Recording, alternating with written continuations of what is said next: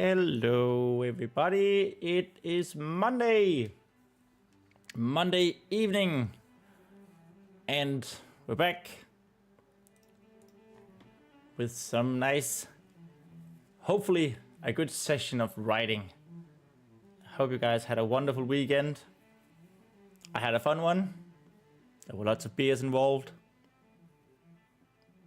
and I'm paying for that still. But it's all good. I almost just came back from a run, so I'm probably a little bit, I don't know if it was the best thing to do. It probably wasn't so close to when I'm supposed to go live, but, I hadn't done anything all day, so it was probably for the best anyway. Right. I haven't actually written a whole lot since Wednesday last week. Mostly because, it's just been, summertime, lots of stuff to do. I did have a singular session where I managed to write 24 lines. Woo! Yeah, so I'm definitely hoping that today will be better. And I also wanted to pin that message. There we go. Which it should be, of course. So why don't we just jump straight into it. We are at the point where Vespa has... she has bonked with their warhammer, shattered an Otho, not killed them, though she was worried about it. In a scene that might need some revision, definitely.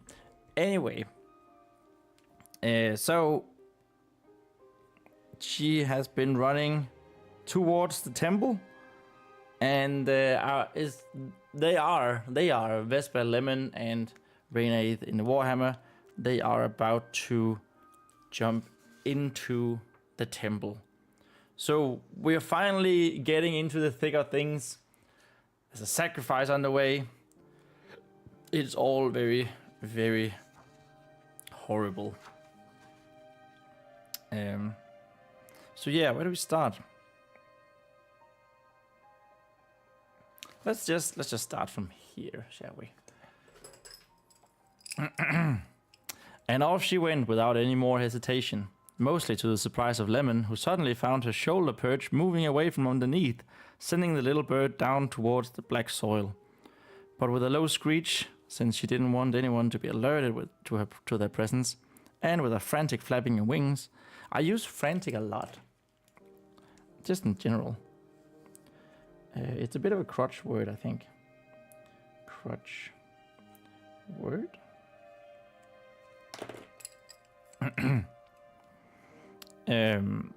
Lemon managed to gain flight just in time and could make her way back to the little girl running as fast as her little legs could carry.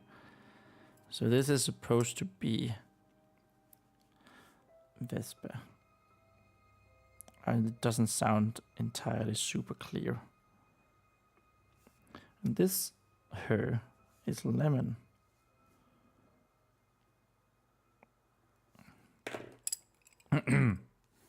Sprinting around two of the 5 sides of the temple, Vespa suddenly halted as her heart dropped in fear.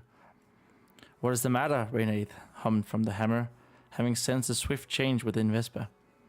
Which we're not sure if he can sense that, because he can't like that's the limitation of this spirit magic, right? That he doesn't know what she's actually thinking. He can only listen to her as she's talking. That's their connection that we established. So probably not there. She probably needs to say something, and then he will ask, "What's the matter?" Vespa didn't answer right away, her copper eyes fixated on the entrance down to the dungeons opposite the unfinished temple windows. I think that was where it was. It says here, maps. This time, Lemon didn't mind the sudden change in movement from Vespa, as she took the opportunity to land back on her shoulder. It's just... there were guards here earlier today, Vespa mumbled. Her gaze still scouting... I think that's a comma. Her gaze still scouting the courtyard around the stairs. And now, I don't think there are anyone. The memory of being greeted by Shad and Otho, when they emerged from the catacomb vent, was still fresh in her mind. She did not need a repetition, especially when they were trying to sneak their way into the temple. Good, that is good, the spirit replied, with spreading calm that affected both the little girl and bird. And the windows? It was with some reluctance that Vespa diverted her eyes away from the seemingly deserted stairs and instead focused all attention on their actual goal. Vespa held her breath while keeping close to the marble walls, slowly approaching the tall, unfinished windows.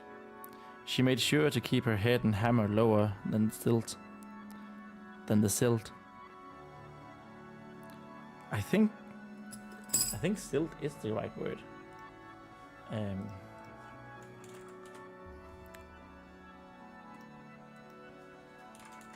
No.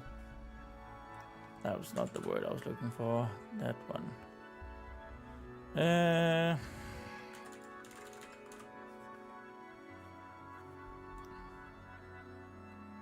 Oh, just sill. Oh. Okay. So that's silt. Yeah, okay.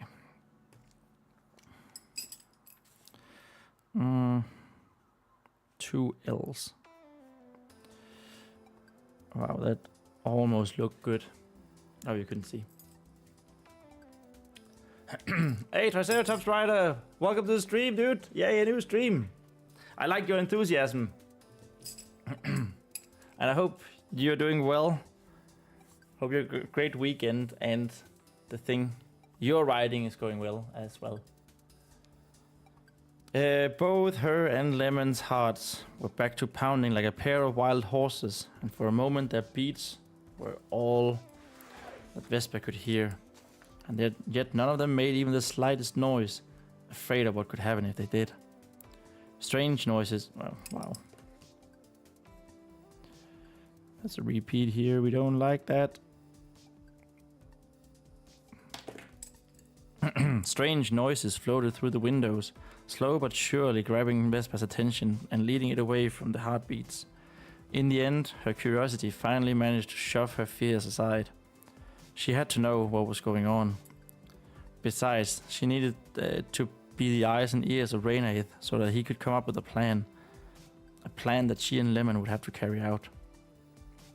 That thought occupied the back of Vespa's mind as her face slowly emerged over the window sill. Damn it! I don't remember why I didn't have my dictionary with me when I wrote this, but apparently I didn't. Ruby locks first, followed by a nervous forehead. A nervous forehead. And at last a pair of worried copper eyes.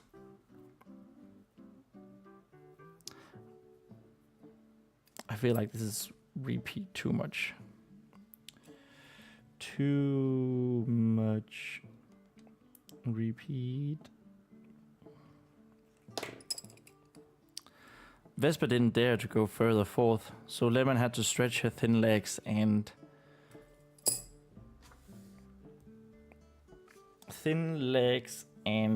bow.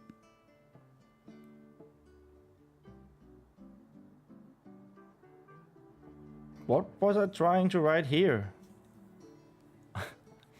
I guess that's the problem with doing that maneuver where you're... Well, I've had this problem before, of course.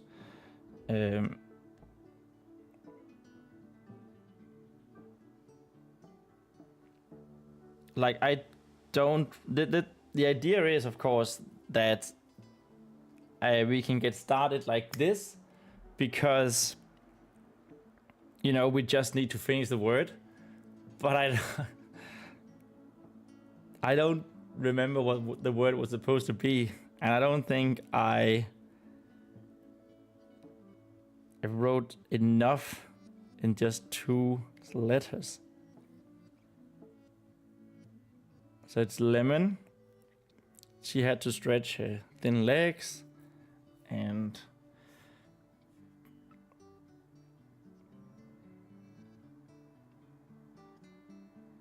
it doesn't make sense that it's both of her wings. Well, this is tricky, isn't it?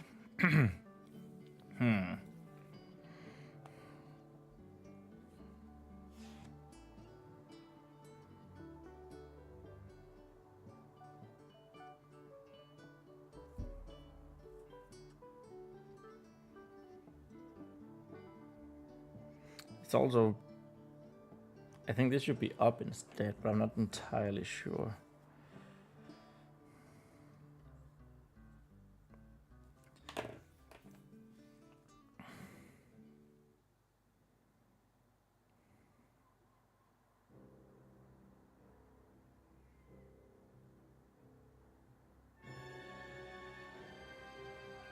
I have no idea what I was supposed to say.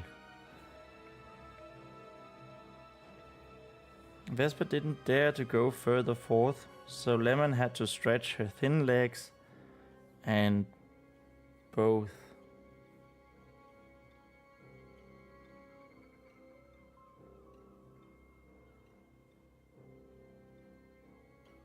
Or maybe not both. And bound. No, that doesn't make any sense.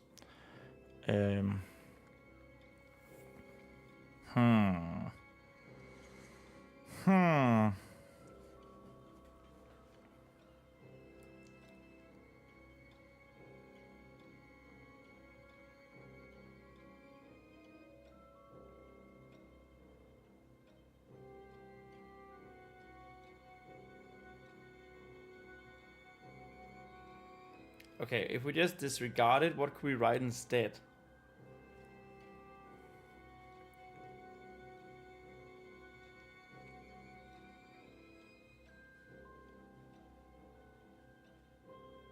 Maybe it was both her body and neck.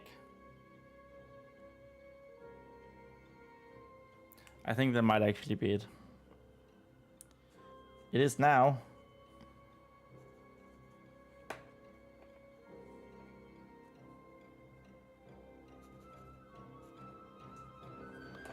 Both her. And we're off.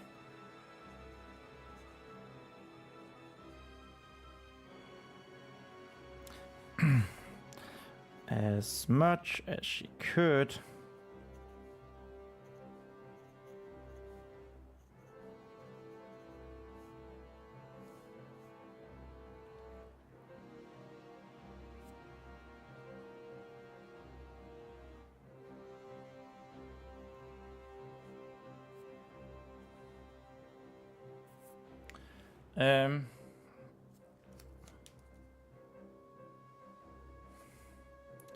So start as much as you could.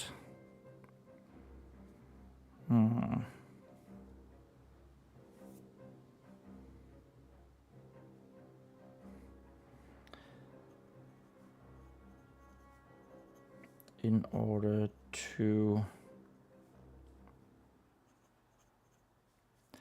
see through the unfinished, through the unfinished window. Through the unfinished.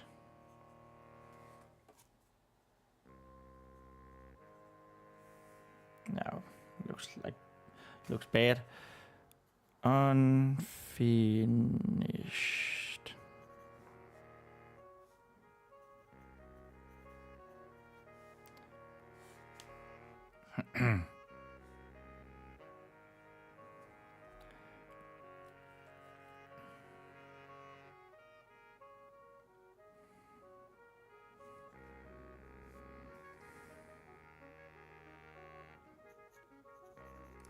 Tell me what you see.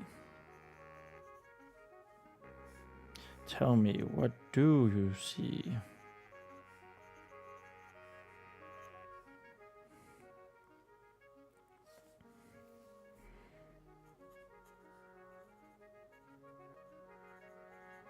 Rhenàidd inquired. In an eager tone.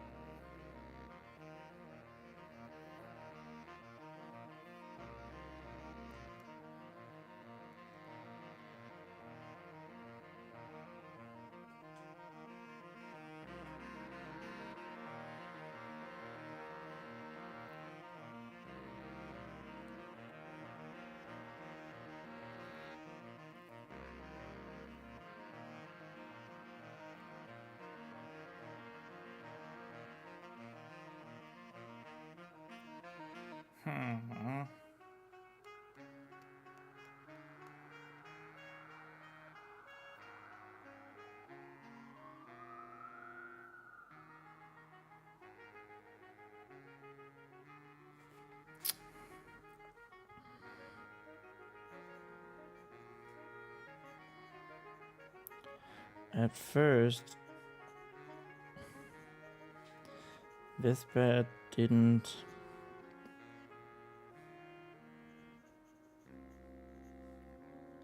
really see anything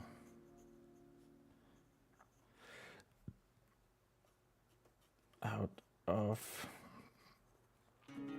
the ordinary.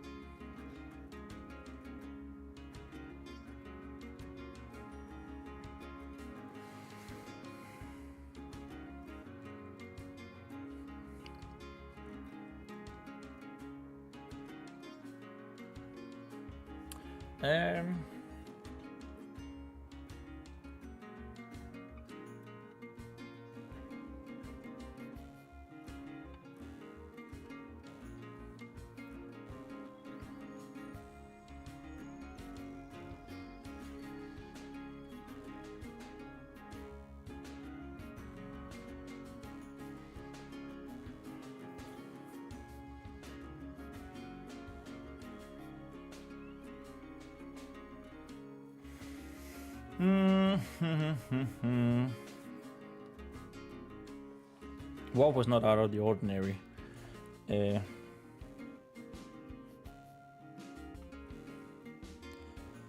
Colored light.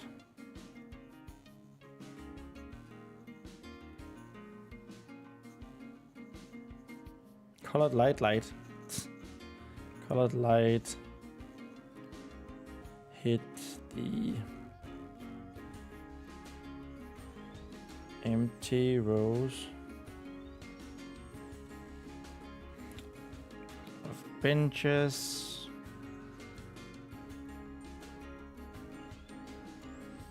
and a gathering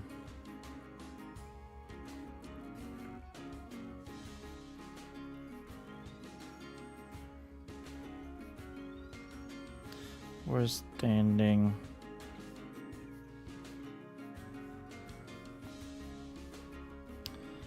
in front of the blessed reservoir.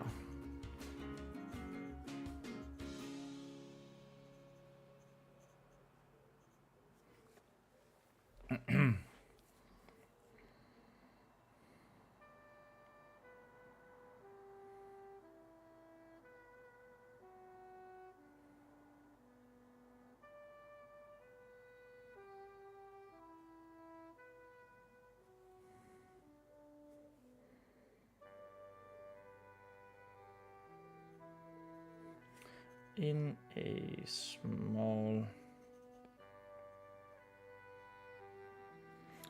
service.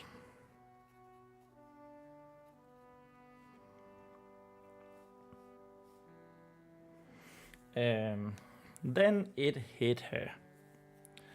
Man, was she stupid.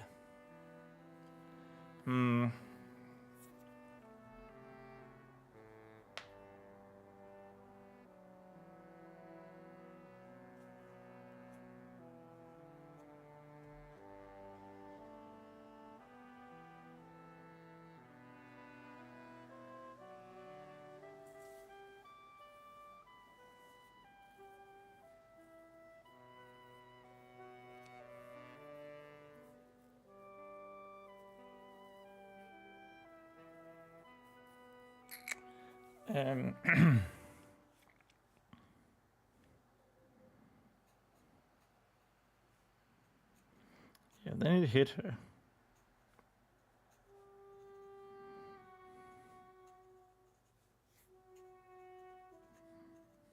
And Vespa certainly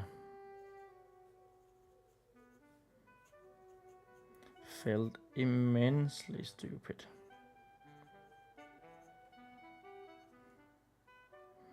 Oh my god, that looks terrible. Immensely.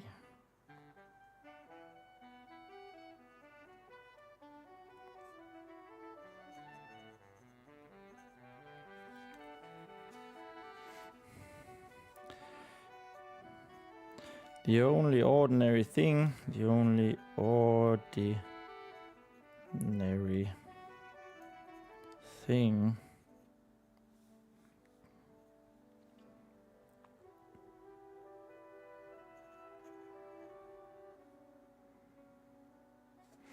was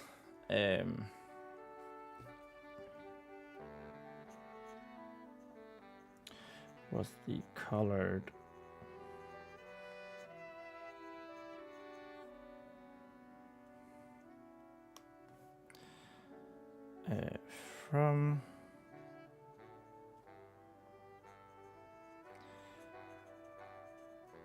from the temple's. It's called a rose window. What's it called?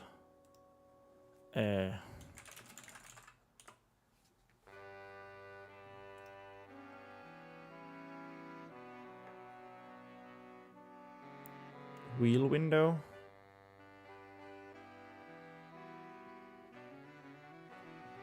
Let's go with the rose one. That sounds nice. B-A-U. Oh my god, my spelling is terrible today. Beautiful rose window.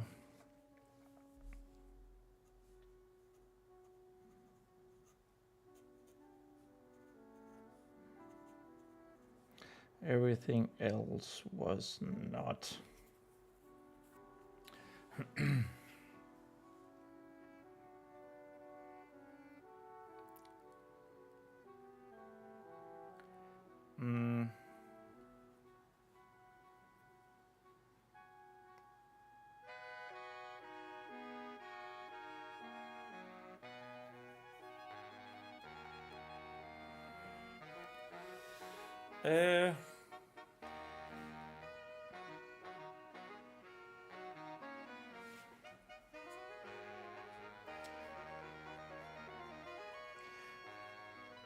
The empty benches.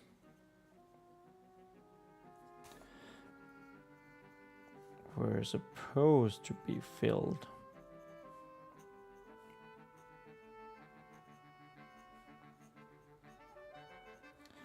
Filled to the brim.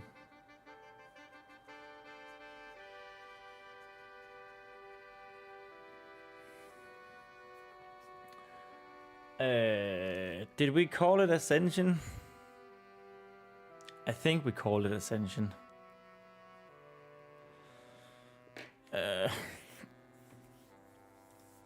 But it's supposed to be baptism, but I think we call it Ascension.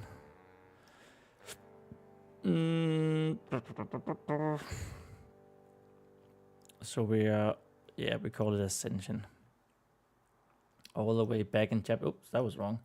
Back in chapter 15.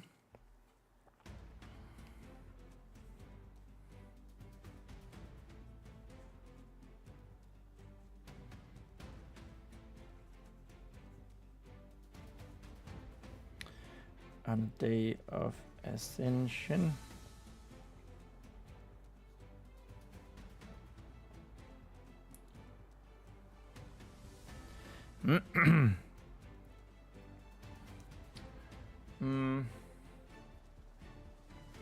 Of course, this is going to be called baptism. Baptism. Probably. Or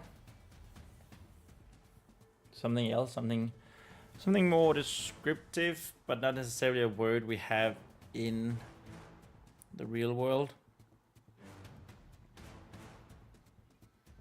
Because christening doesn't work, because that's, you know, Christianity.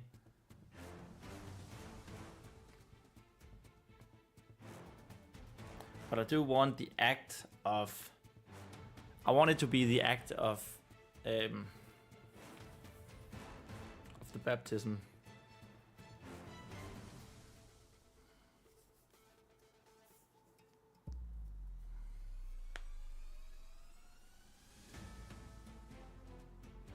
So I don't know, maybe I'll need to try and find something, a better word for that.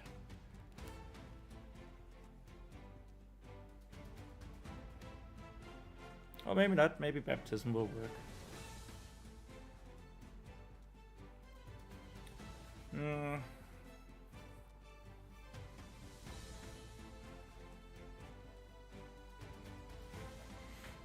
Day of Ascension.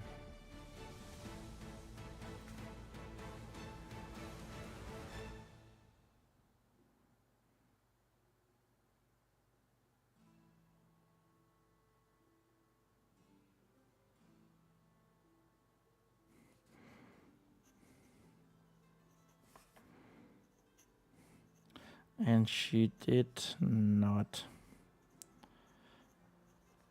recognize. She did not recognize any of them.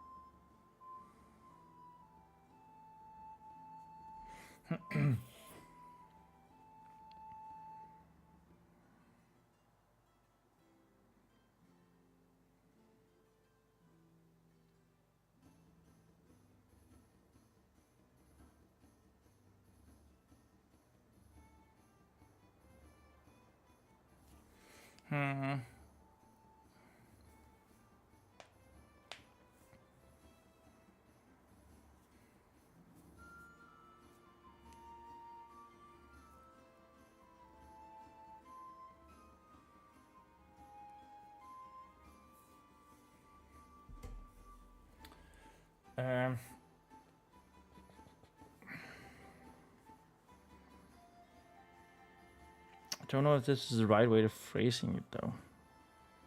She did not recognize anyone.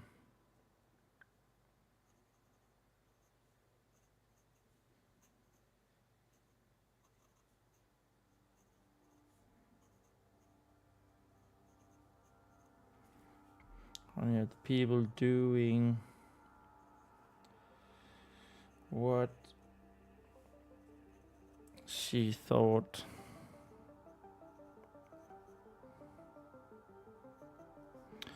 Okay, so my handwriting is goddamn terrible today. Is it just because we're in a new notebook and it's so high up? It's strange. I mean, just look at that.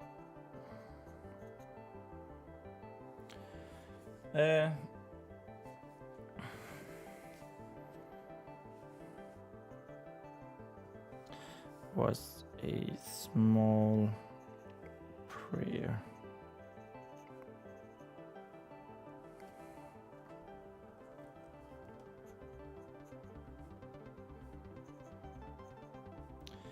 It definitely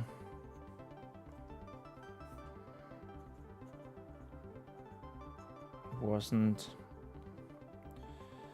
high chapter. Arwen.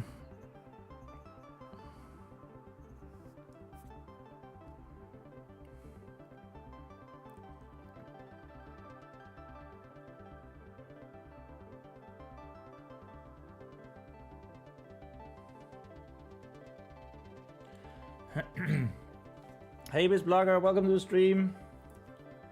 I hope you had a nice weekend, and I hope your book is going well.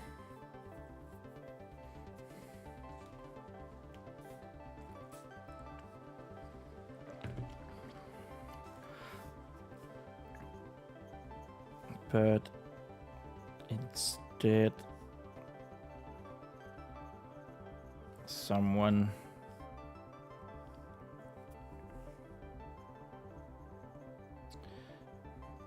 wearing a, I think it was a deep blue, right?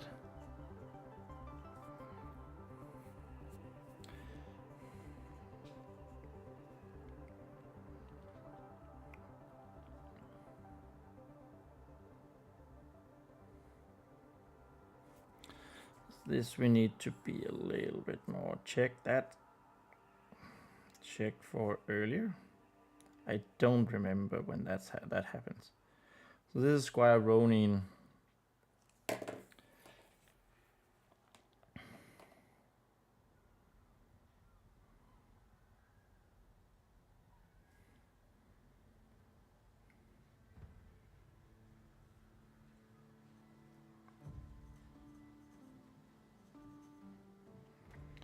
Hood up and standing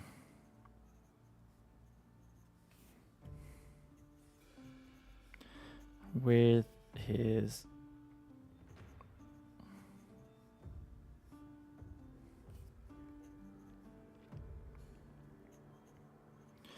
to the unfinished.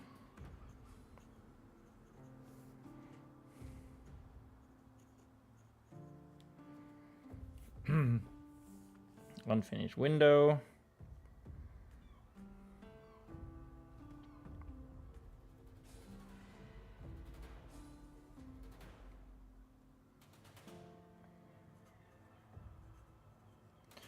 So Vespa couldn't.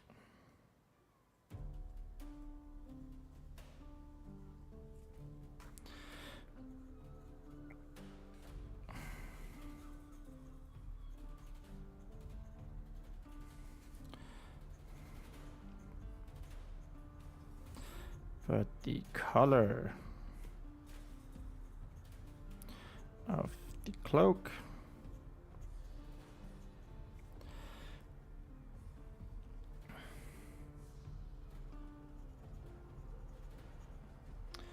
and the dagger in his outstretched arms. Does that make sense? I don't know. Maybe. His outstretched arms.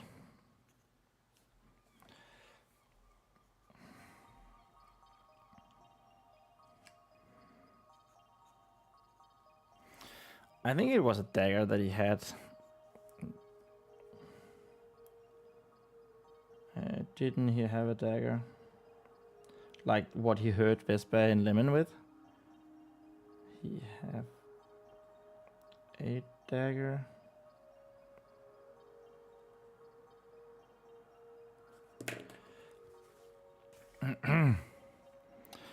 Outstretched arms. Gave it away. Squire Ronin.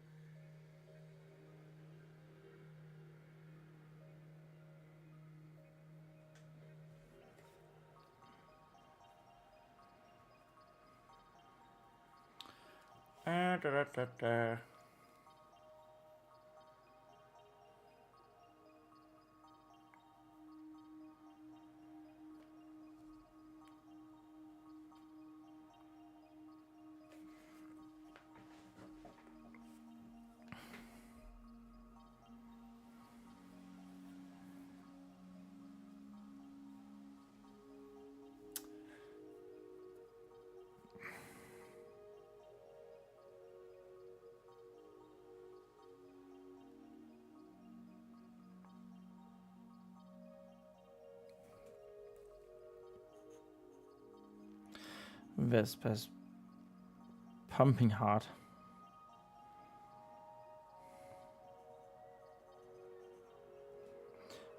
It honestly, it's really difficult writing when it's this high up. It's so strange. Like here, you know, it's just. I mean, sure, it's half a centimeter or something, but it's just. It doesn't sit quite right. Vespa's pumping hard. Dropped to her stomach.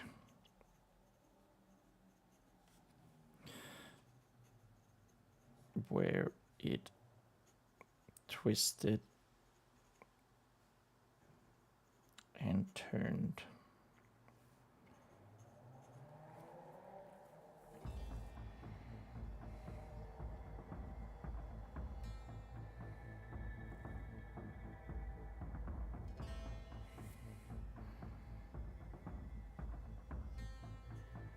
She didn't know why, though.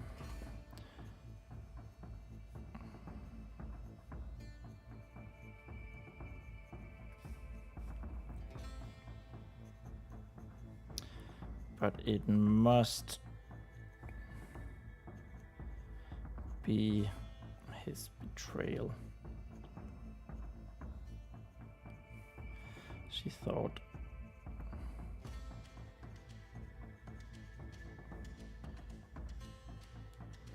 Okay. Why it started doing this. I don't know why.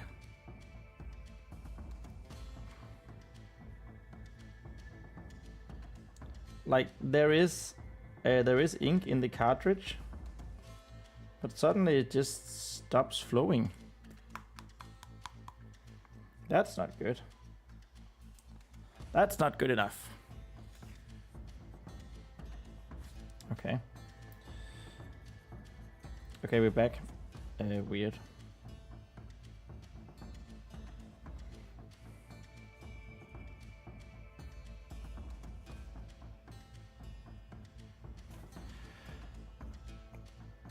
She definitely didn't like him anymore.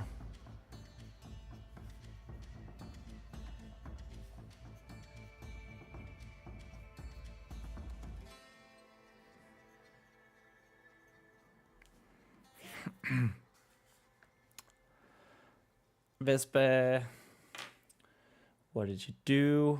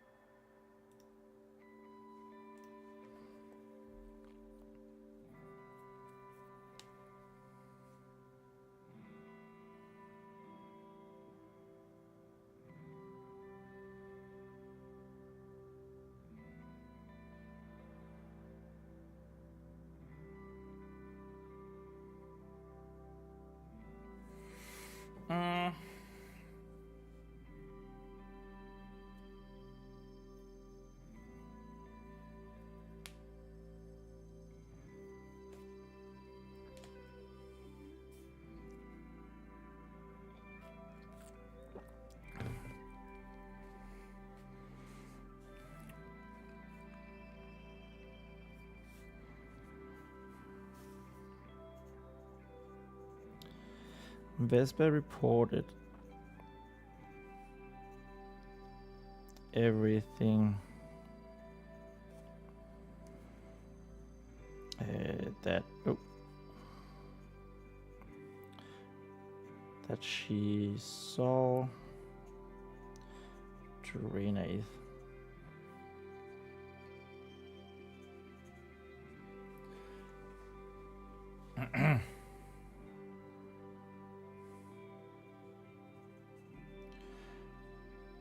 Whispering close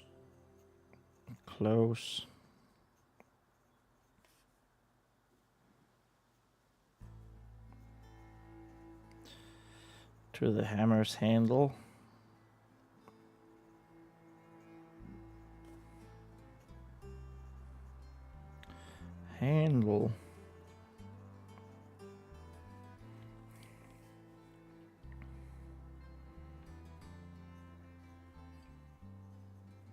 To make sure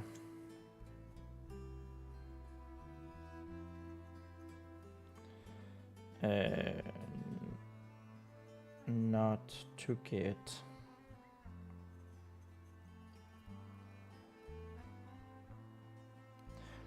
to make sure not to make sure to avoid. It's better avoid any attention, any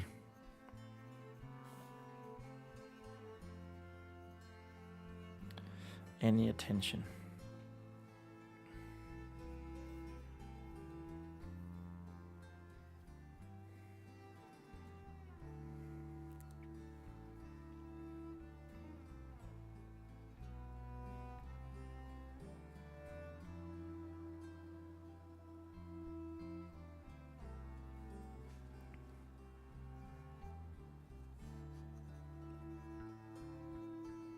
She didn't include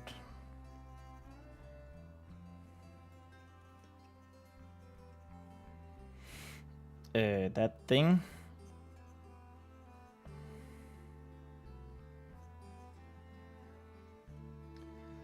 about her heart dropping. Her heart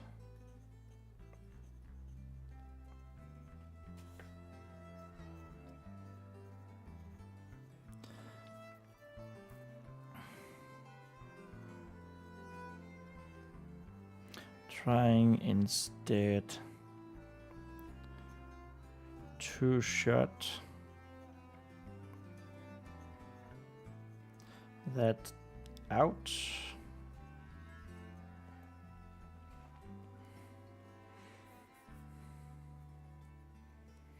Trying instead to shut that out.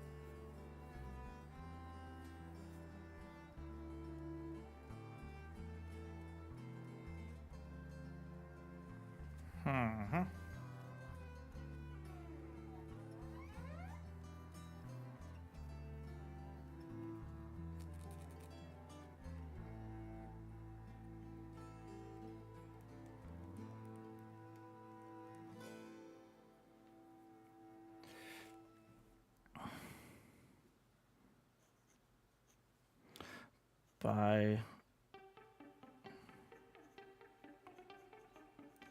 directly describing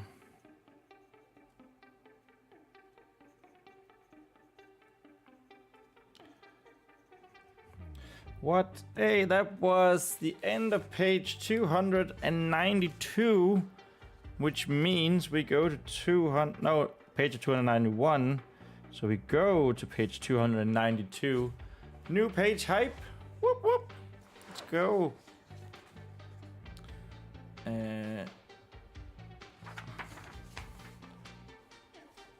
What she saw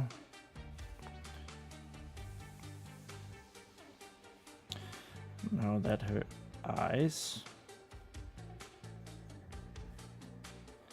felt truly open. So that's weird.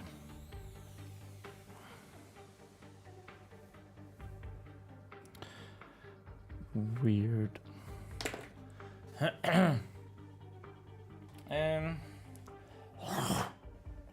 Sorry.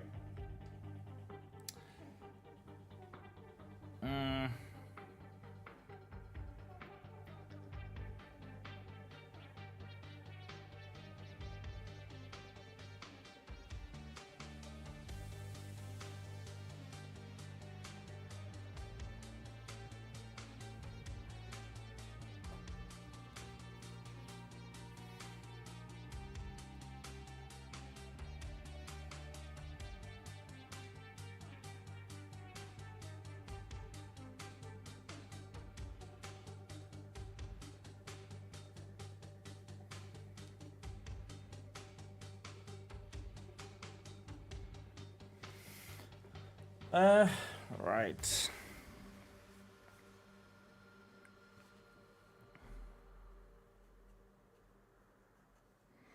That included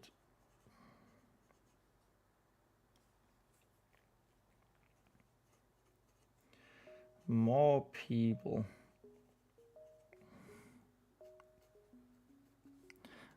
that she didn't recognize.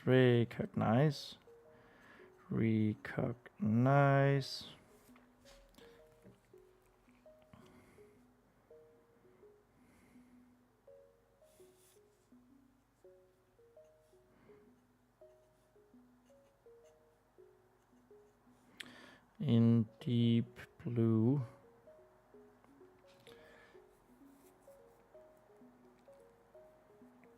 Hey, Scott McLaren, welcome to the stream. Replace saw with new. Oh, up there. Yeah, we could probably do that. She knew. Well, I wanted to say that she's describing what she sees, like directly, but I don't know if it's even if it's even needed. But new might be better if we go with the eyes felt truly open, but I don't know. I'm not happy with that phrasing. But it's just there. It's fine.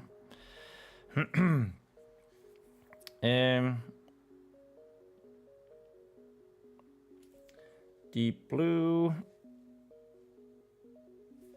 cloaks.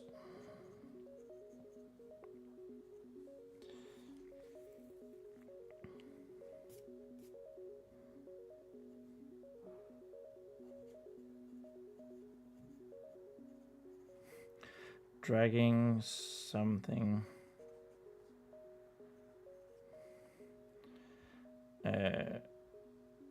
on the ground.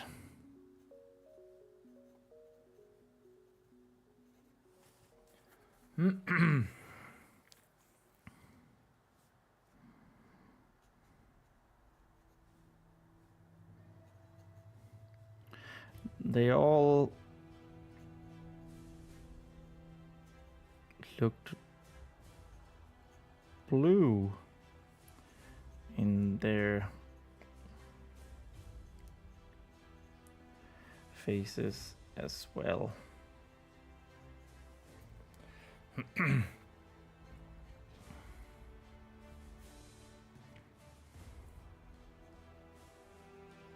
Which puzzled Vespa until she remembered.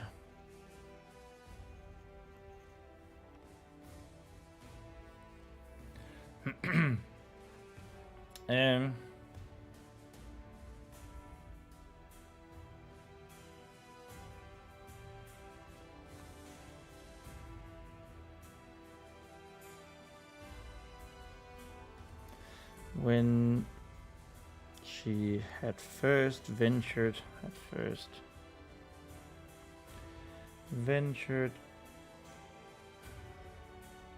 down into the deep dungeons,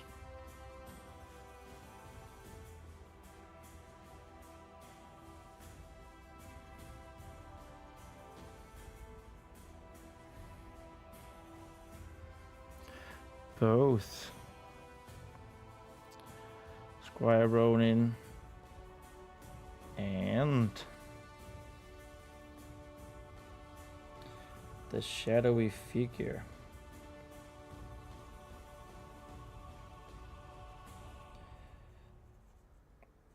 that he was talking to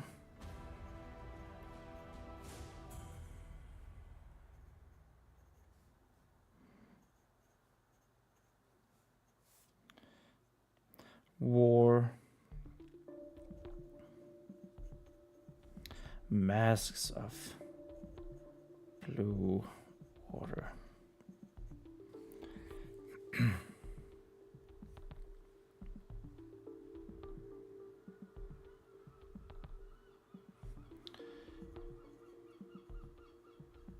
Squire Ronin.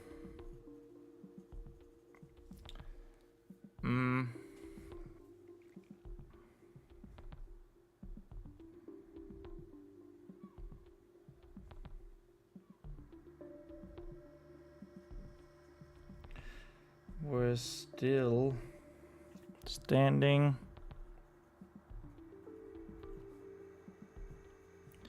with outstretched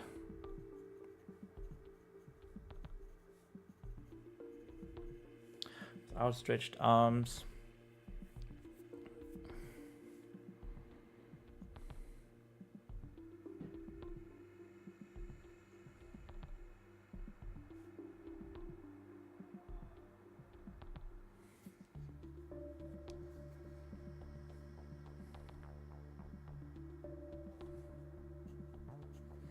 It was from him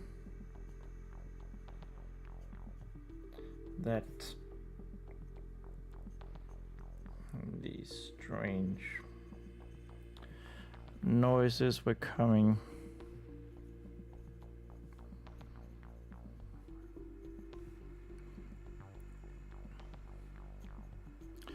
It almost sounded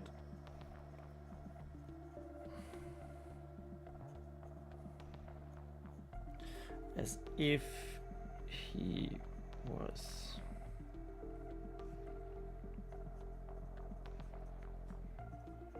chanting something.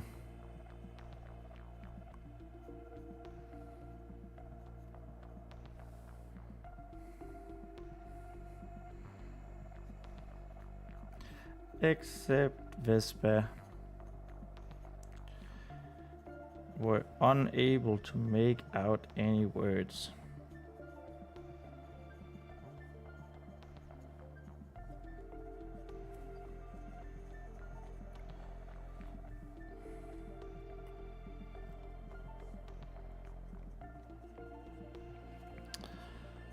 From their vantage point.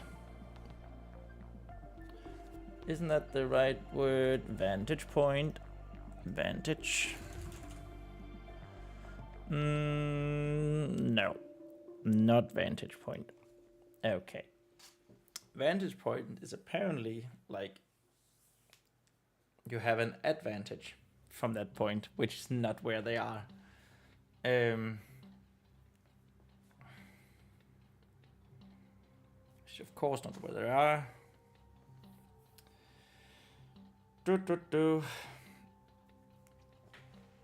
From their position by the windows. Yes, thank you, Scott. Position. Great minds think alike. That was perfect timing.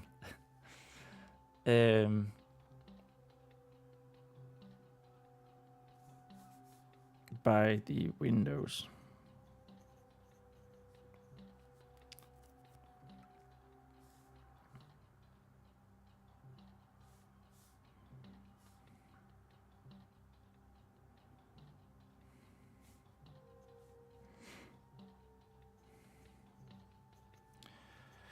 Whatever he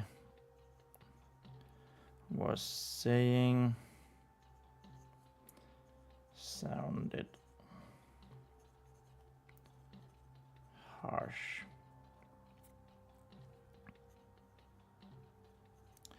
I had a description for that. So it needs to be, it needs to sound like the same tone as the amulet. When the amulet talked to Vespa right in the beginning. Amulet. So I guess... Okay, thanks, Miss Blogger. I'll read that email after the stream.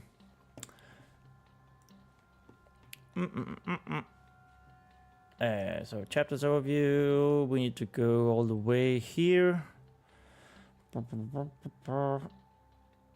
Guided by a strange, so it's definitely chapter 3 that is happening. So chapter 3. I'm so glad that I did these chapters up here. I mean, why wouldn't we? But yeah.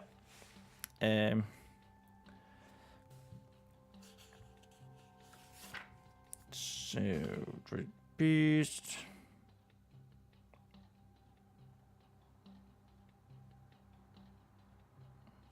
Okay, so it's definitely something here that says down. And that's the amulet. The voice had somehow come from everywhere at once. Everywhere, nowhere is Rhenàidd, so this should definitely be something else. Not Rhenàidd. To separate those voices that she hears. Is that the first time? No one answered.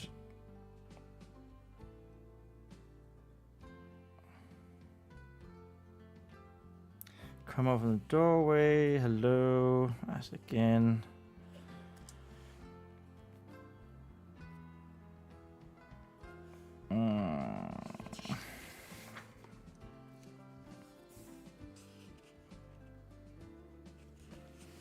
It just keeps saying down. This time Vespa thought she could hear it more clearly. It wasn't a pleasant voice. It was echoey and hard, but not demanding. I guess harsh. Harsh could be pretty good to say. Let's use the word pleasant then. And not pleasant.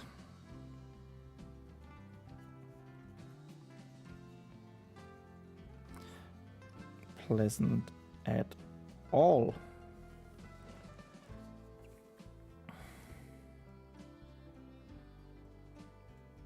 You know, just to have a bit of a... I don't want to explicit say that it's the same language, or it's the same tone of voice as the amulet, but can sort of infer that those two are related. Like that.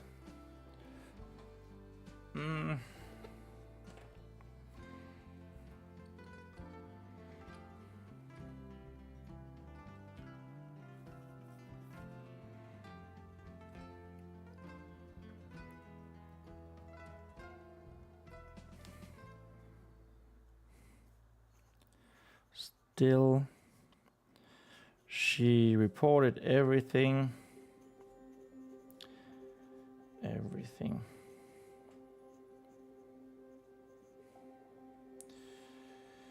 To the spirit.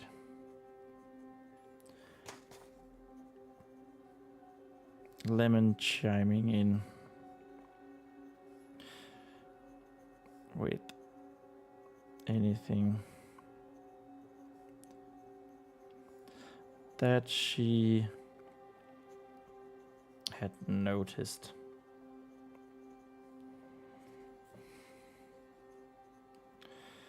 Or if Vespa failed. Scott says familiar voice. It's not supposed to be the voice that's familiar. So it's supposed to be like... It's supposed to infer a relationship. So whatever Squire Ronin here is chanting is in a language, you know, like black speech in Lord of the Rings. And that language needs to infer a relationship with that voice that she heard way back in the beginning, even though she understood that voice. Not that... That's also the thing. This is not something that is really, at least not right now, it's really integral to the story, to this book, but it's going to be integral to book 2 and 3 especially, because this voice that she heard is like the big bad villain of the trilogy.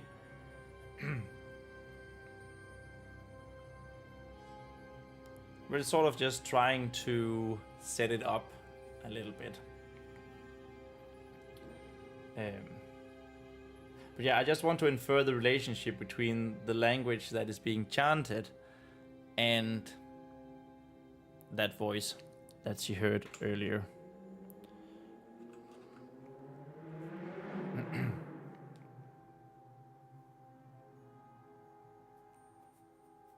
Way earlier. I do also, though, have a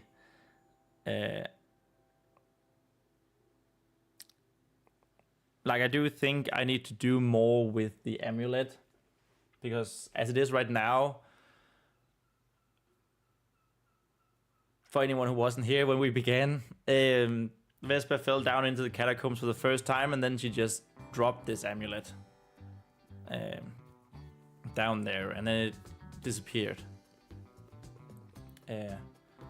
It's going to play a part in the epilogue, where someone, the shadowy figure that's mentioned here, is holding it in the catacombs.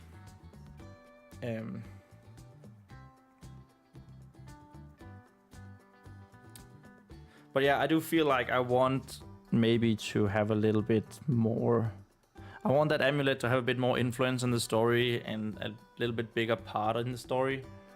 I still want her to lose it, or maybe even throw it away by her own, on her own. But that is for future Thomas and all his revisions that he's going to have to do.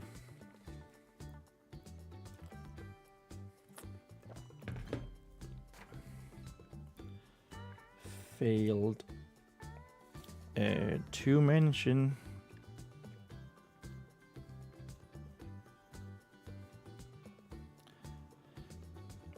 everything that she wanted.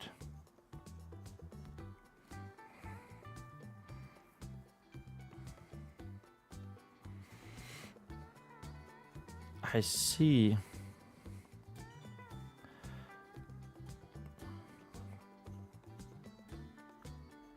The spirit said, even though he couldn't.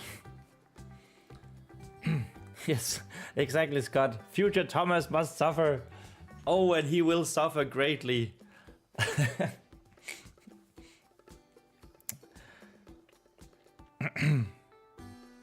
But I'm sure you know of that, having written books yourself.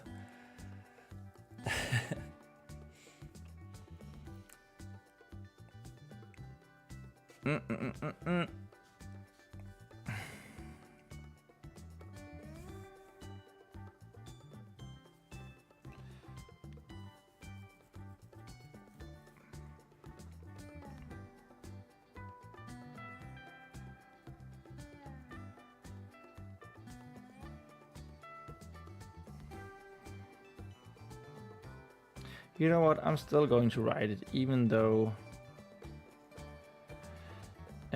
he never could.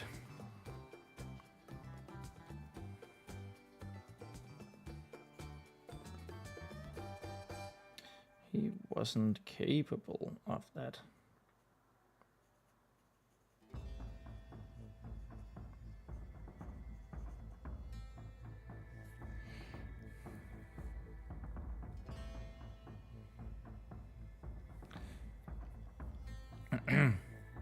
Miss Blogger asks, have you ever played Dungeons and Dragons? I have played Dungeons and Dragons, and it was great.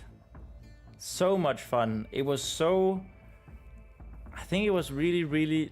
Like, being a big gamer, I had actually a really hard time not getting into it, but understanding the concept of it.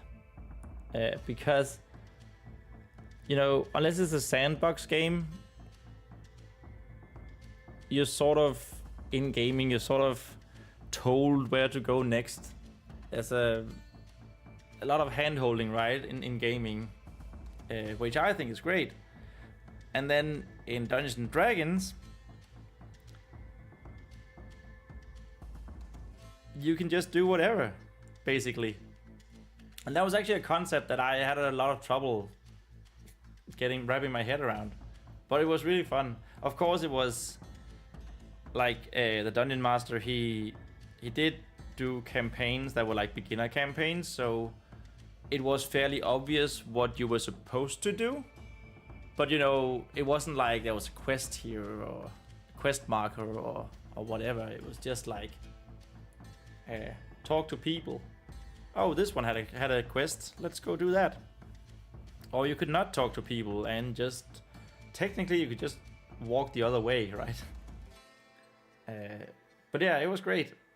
I was a gnome. I was a gnome. Or was I a halfling? I was a halfling or a gnome. I think it might have been a halfling, actually. A halfling rogue. Thief?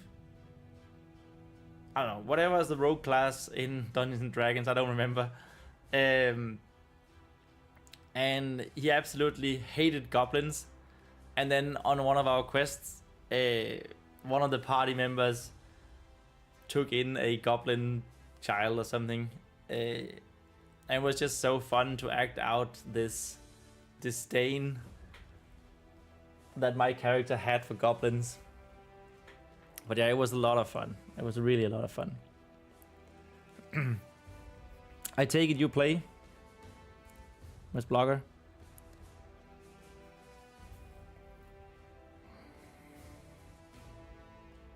He wasn't capable of that. Scott says D&D is the best way to express racism in an acceptable fashion. Exactly. Because it's all, you know, it's all a fantasy realm, and it's supposed to be a little bit medieval and a little bit racist, right? It's not supposed to be, but it's more fun, right?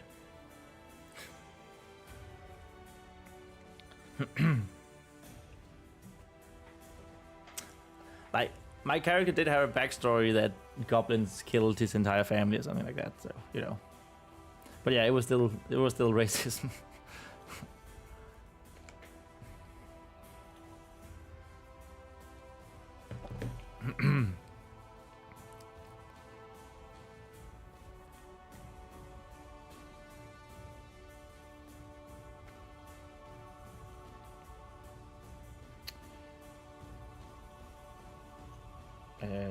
What?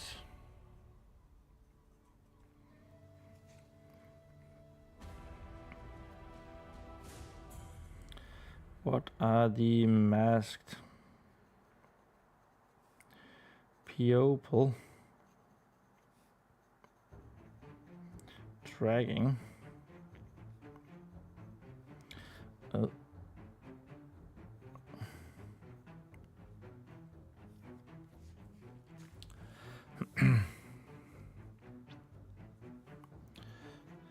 Vespa tried.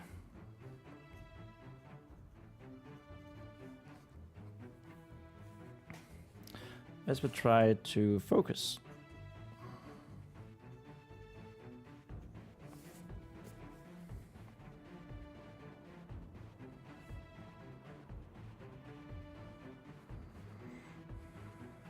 In on what Rhenàidd requested, asked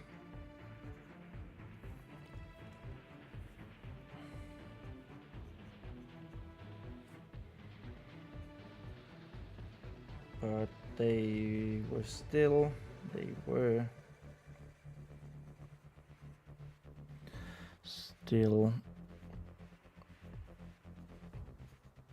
bit too far.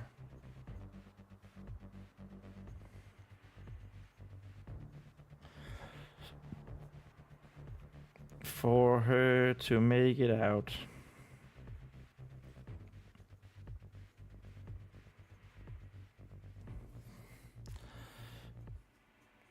I can't really tell.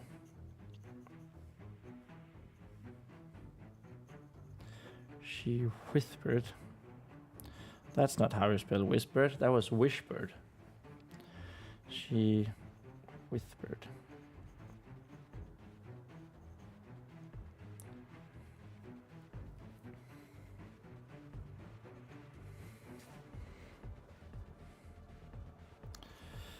Can you get closer?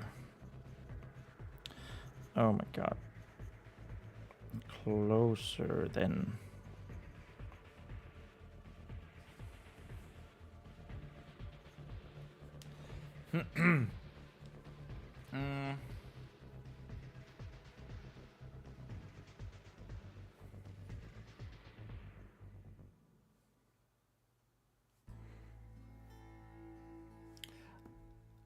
That word closer looks terrible. Absolutely abysmal is what it looks like. Oh well, it's all part of the charm, right?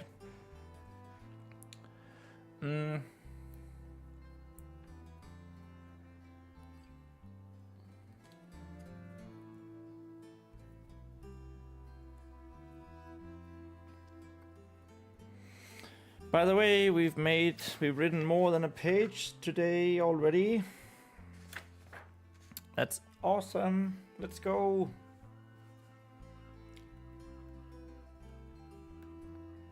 Triceratops Rider says, I'm rarely able to work on one story at a time. I can be working on a full-length novel one day and a fantasy short story the next.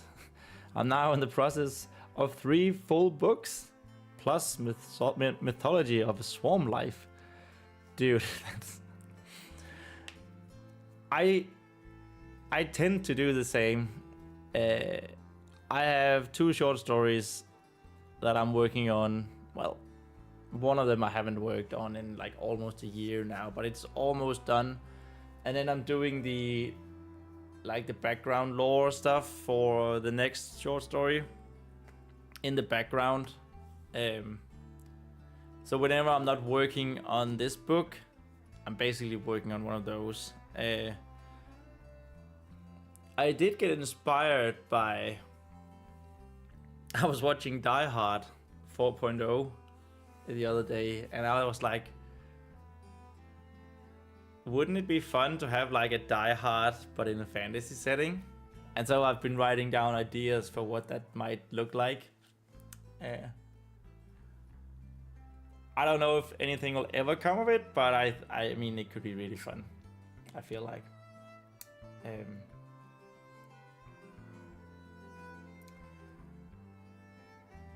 But yeah, I totally get what you mean. And you know, each to their own. I have found though, and I think I found it like the further I get into this and the more I work on it, I feel like, okay, I need to finish something. Also because I'm not good at finishing things, whether it be books or TV shows or games. I'm just terrible at finishing them for some reason. And you know, that actually takes a toll on me, that I start things and then don't finish them for a long time. So it's something that I'm actively trying to change for myself.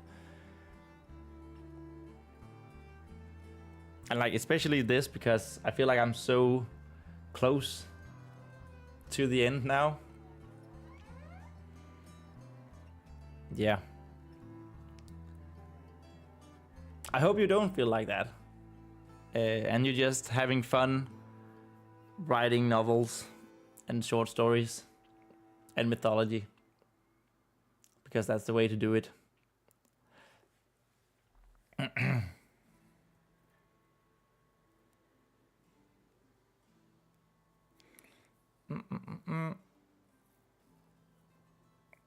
You have 3 full-length novels. Oh, okay. No, you were writing a full-length novel one day and a fantasy short story next. Where did I read 3?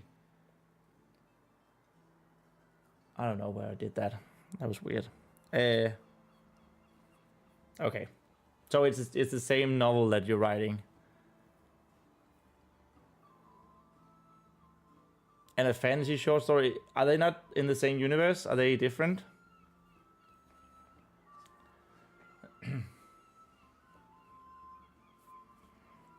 I mean, I'd love to hear what you guys are working on.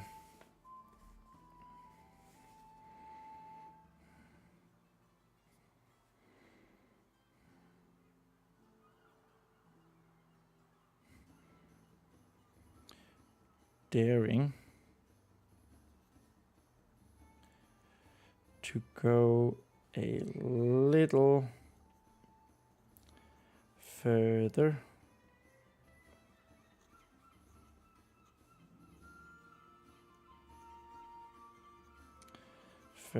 up the windowsill. Okay, different universes, cool. Are they all fantasy universe? I think you did tell me about your novel, but I'm afraid I've forgotten what it was about. The short stories chronicle the mythology of a society of animals that live in a swamp. Nice. So like frogs and stuff.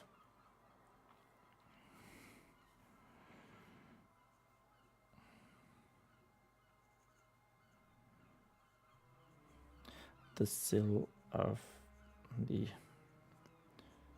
tall, unfinished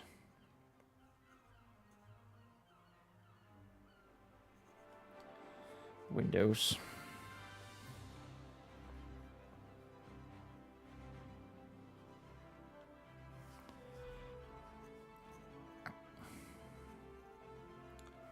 Vespa.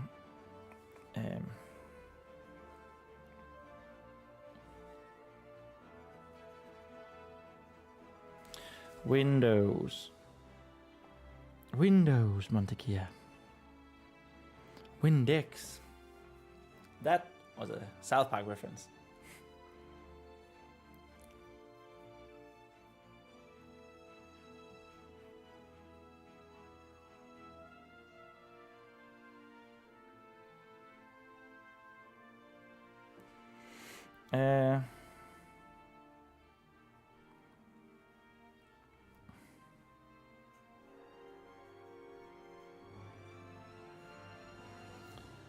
Looked as much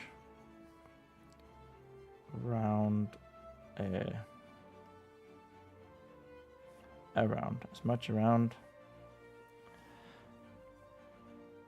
that's a U, that's an N. The immediate area. Immediate, just not immediately. Immediate area.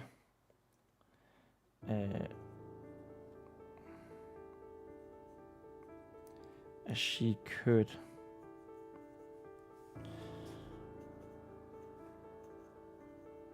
No gods.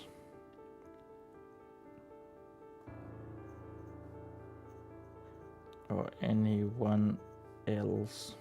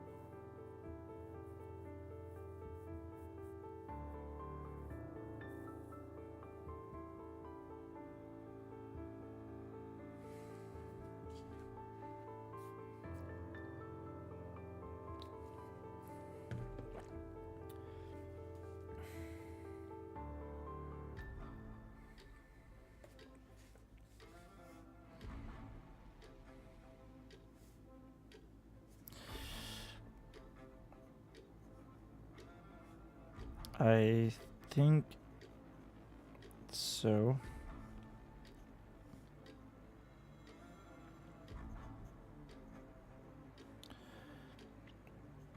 She answered.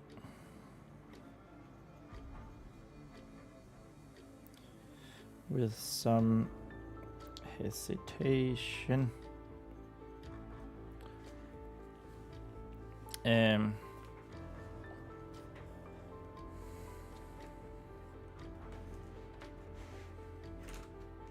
Oh, what did I do? Oh. I just accidentally pressed a bunch of buttons on my keyboard, but I don't think anything happened. I hope nothing happened.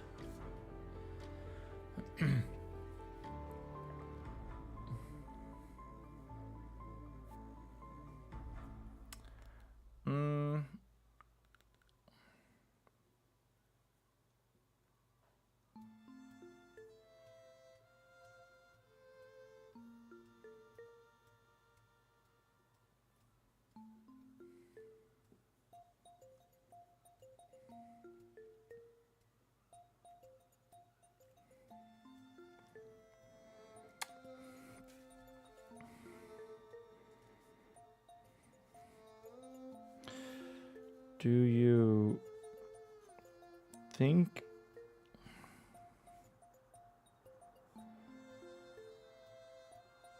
or do you know?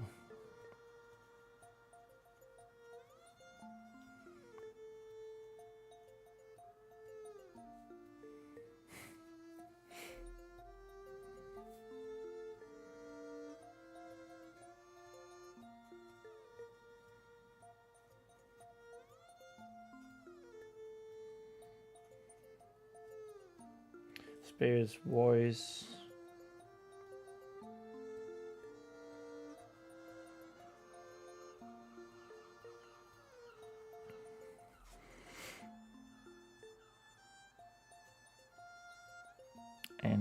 a little berating. I think it's the word I'm looking for. Berate. Maybe not berate then. It's a bit too much. Berate. Scolding. I guess it could be scolding. Oh. Why didn't you?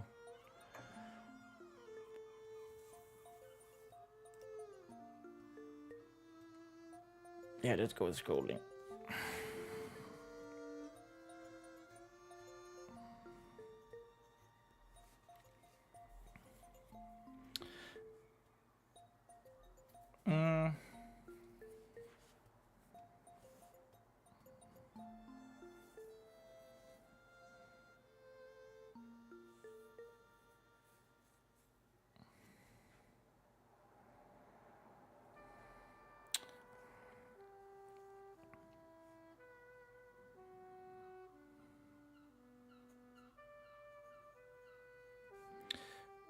This is not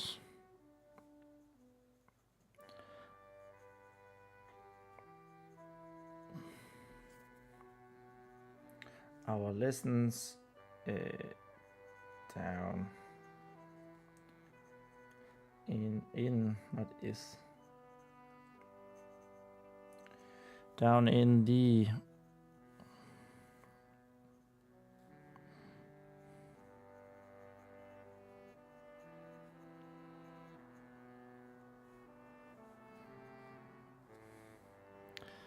I'm afraid.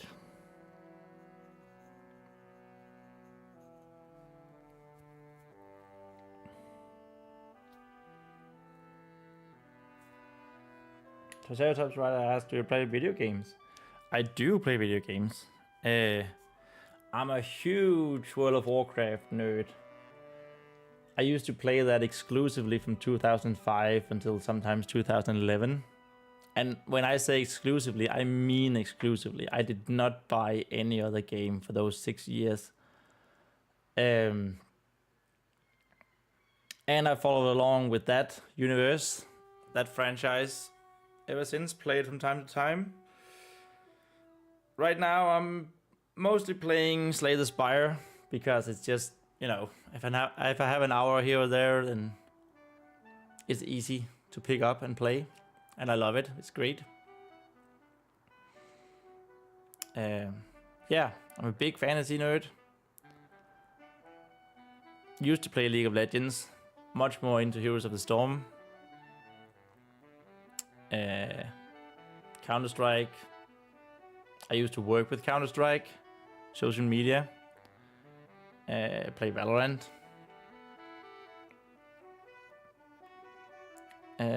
Scott says, I love to Slay the Spire. All hail the region. Yeah. Oh, he's such a fun character. I'm more partial to the Silent or Necrobinder gameplay-wise, but I do like the region as well. I think he's tied with the defect for number 3. I love it that he has so many different ways of... It feels like he has a lot of different mechanics. Triceratops says, call me standard, but I will never stop enjoying Minecraft. You know what? I will never judge or berate anyone for spending their time the way they want. And if you enjoy Minecraft, that is what you need to do.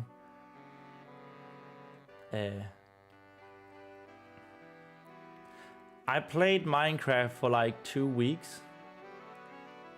And then... I don't know, there was just something about the sandbox nature of it. Like, I think that's where I figured out that I need some sort of guidance when I game. But, I mean, there's no denying that it's a phenomenon and it's a great game. Just not really my type of game, sadly.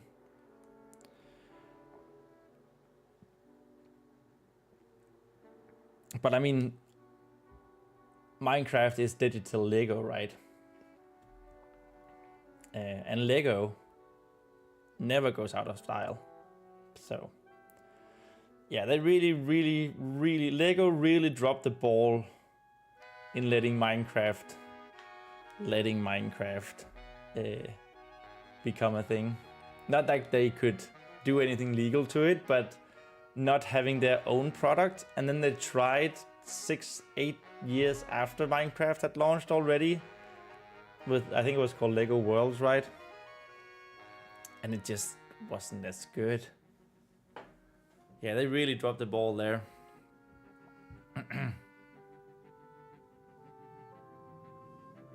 Yeah, Minecraft is Swedish and Lego is Danish, so there might be some bias there.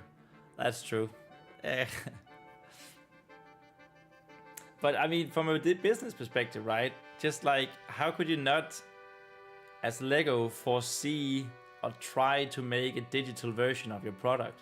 I don't know how that ever... Instead, a single guy in Sweden makes his own and sells it for $2 billion to Microsoft.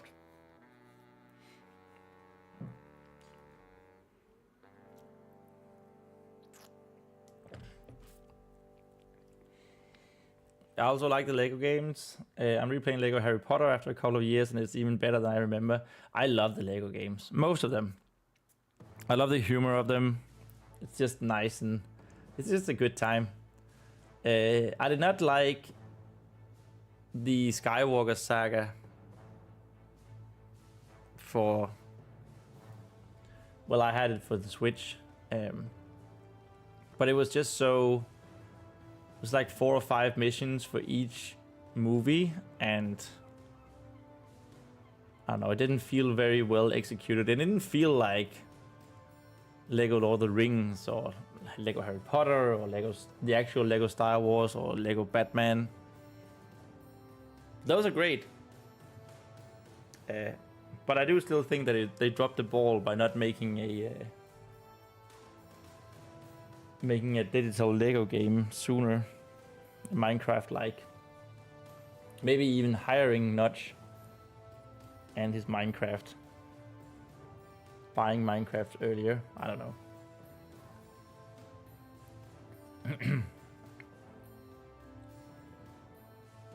I love indie games as well.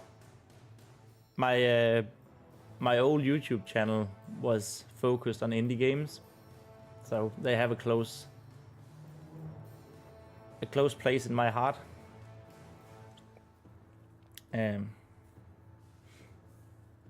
Hollow Knight Silk Song, which I still haven't finished. I do intend to finish that at some point, though. But yeah.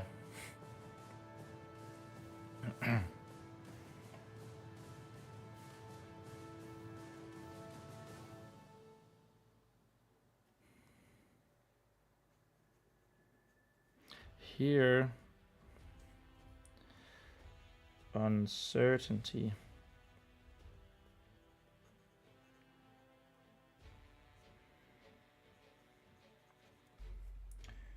Can mean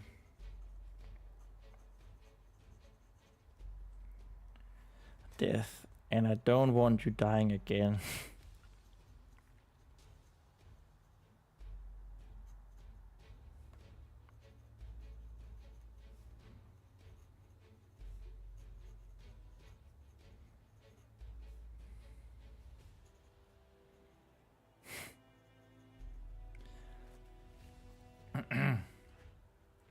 Don't want you dying again.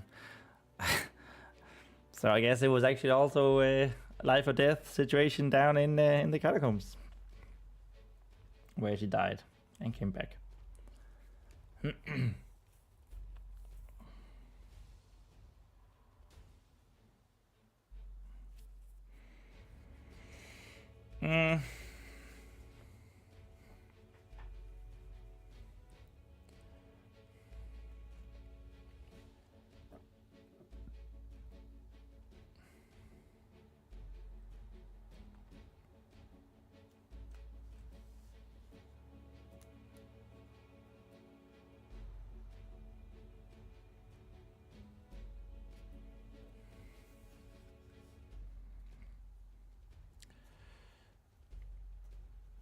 though the words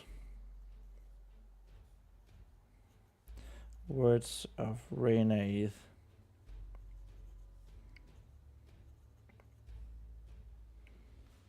hurt.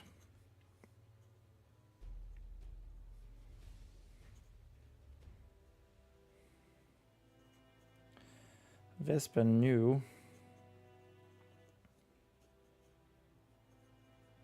them to be true.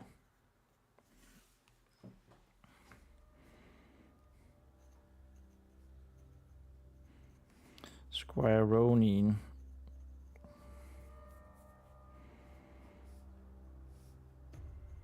had made her see that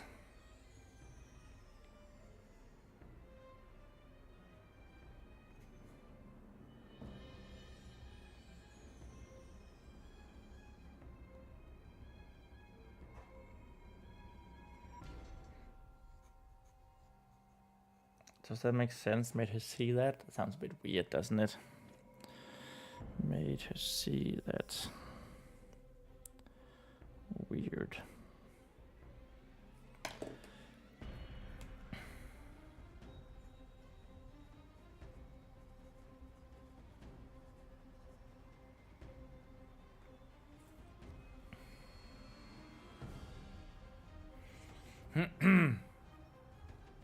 And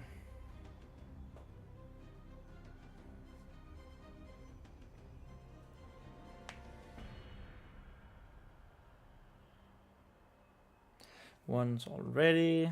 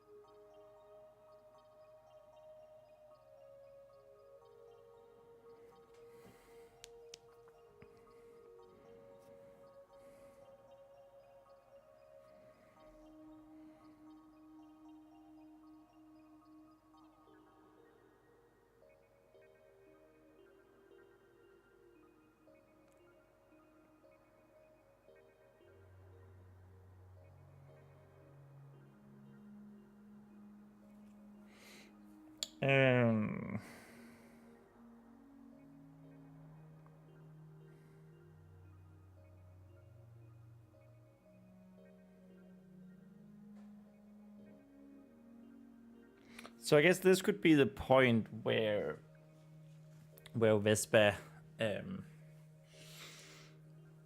doesn't summon her Vespa of the Vigorous Oath, so she doesn't start to narrate like she usually does whenever she needs to, whenever she's scared or hesitates or needs to solve a problem. This is sort of the growth that I'm trying to convey, right? We start the whole. The first time we meet her, it is her persona, her paladin persona, and then we gradually have tried to phase it out. So this might be the first time where she does not use that persona to hype her up, to gear her up.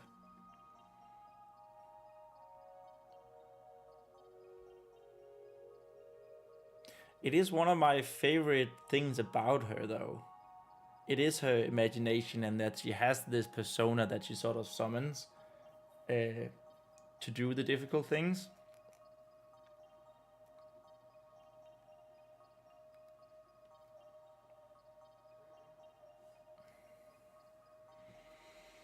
But I guess, yeah, I don't know.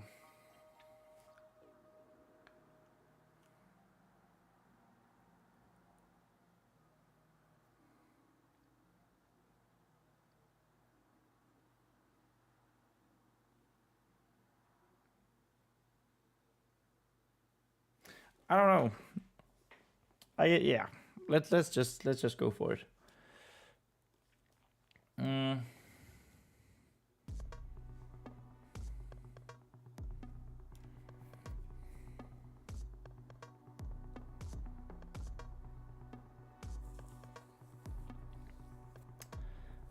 Triceratops asks, what's your favorite character that you've created so far? I think that has to be Vespa.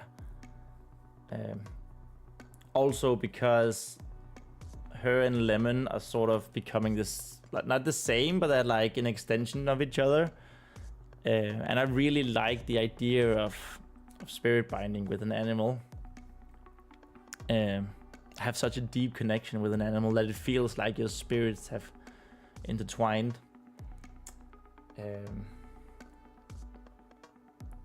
I did actually really like, if we go to my webpage, I did really like Fly, Vurusu here. She's a dragon, but not like a big beastie dragon, but like a more humanoid version. Who is good at what she does, but she doesn't know how to fly or glide. And throughout Fly here, this is a short story, stuff happens and she gets to fly. And then other stuff happens. So I really like Vurusu actually as well. I don't know. It's difficult to say because I actually quite like all my characters. Huohun and Tuvehan from Calamity, my first short story. They mean a lot to me because it was my first short story. It was the first thing that I ever wrote that wasn't a school assignment, and I published on my own webpage. Partithax, who's also a dragon, Drake. These humanoid dragons. The little girl from Danger as well. Partithax is from Danger. The little girl I really like as well because she was just fun to write. Also because I gave every one of my characters a little quirk that sometimes it has a big effect on the story and sometimes it's just sort of there to make them more human. The little girl doesn't know left from right, which I had fun with, I think, a couple of times in that short story. Like I mentioned, Vurusu is a dragon who can fly. Vespa has her narration where she envisions herself as a powerful paladin, and that helps her, gives her courage.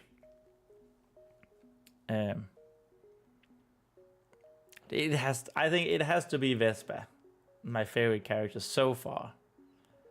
I spend so much time with her now that, yeah, it has to be her. Do you have a clear favorite, or is it like me? You love all your characters, Triceratops writer?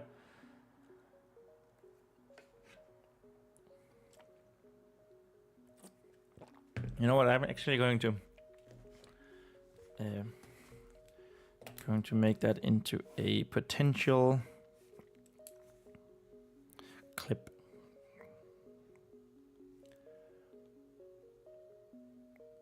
Or 5 favorite character. That was a good question.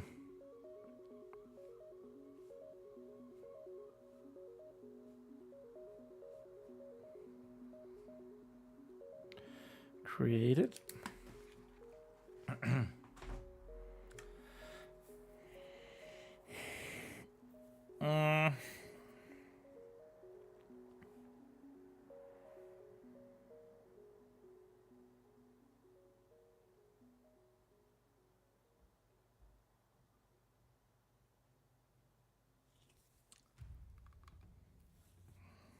So.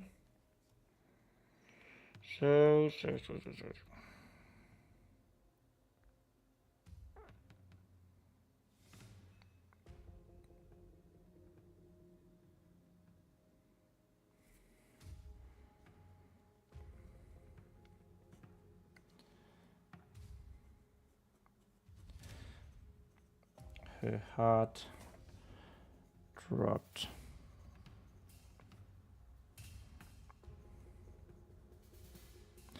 Again, thinking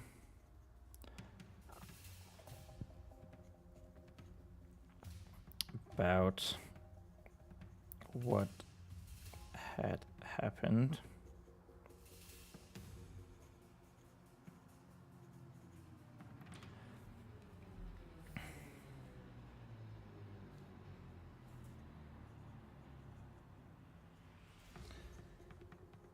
But Vespa managed to push it aside. Managed to push it aside.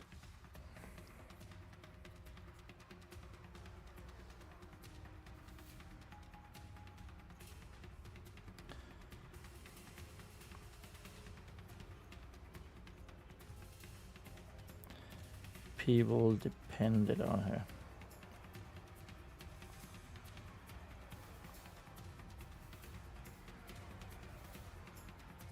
And she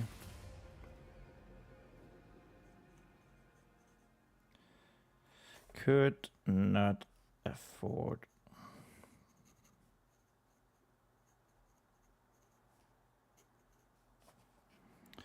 to be distracted.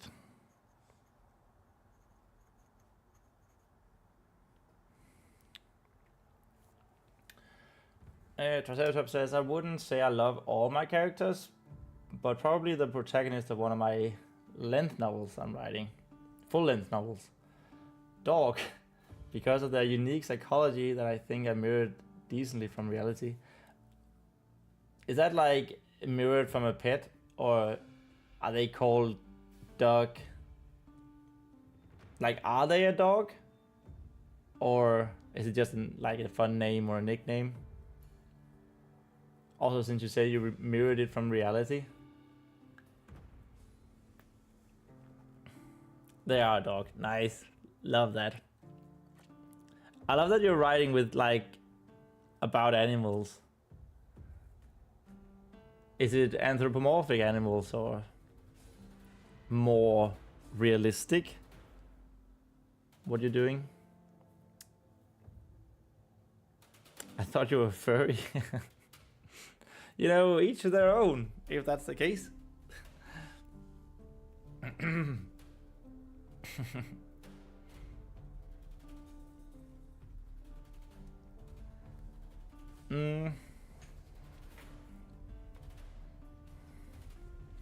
She could not afford to be distracted.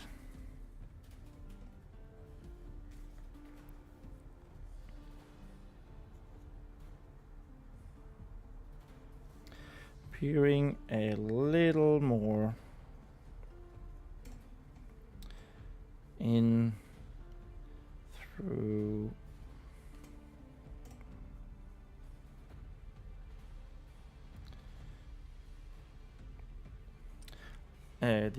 into the window.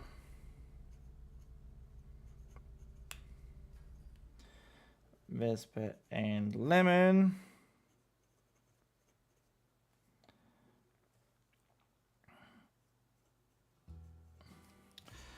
could both confirm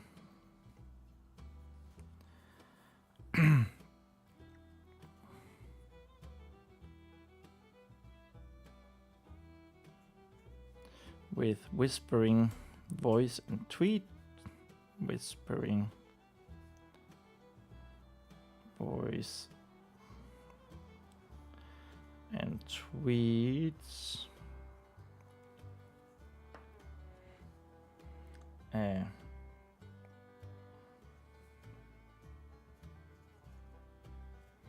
That there were indeed no one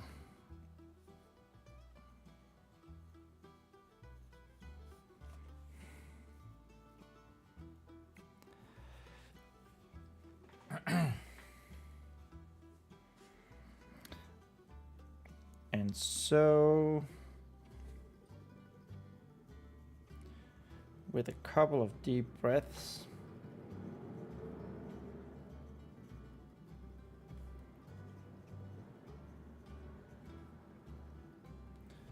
And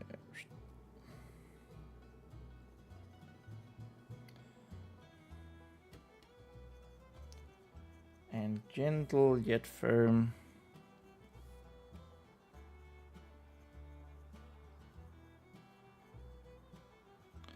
Encouragement.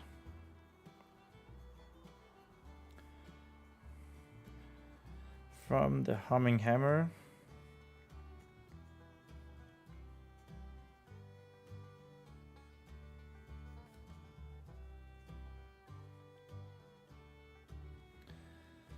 From the humming hammer.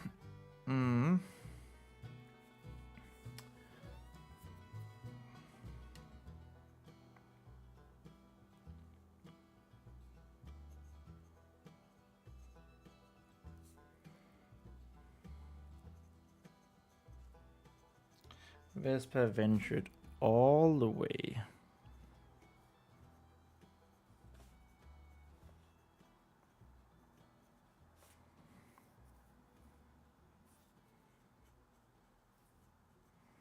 Slowly and as silently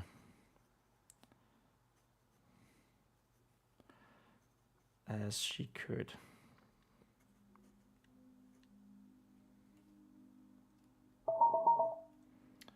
Oh. That was because my speaker doesn't have power. One moment, please.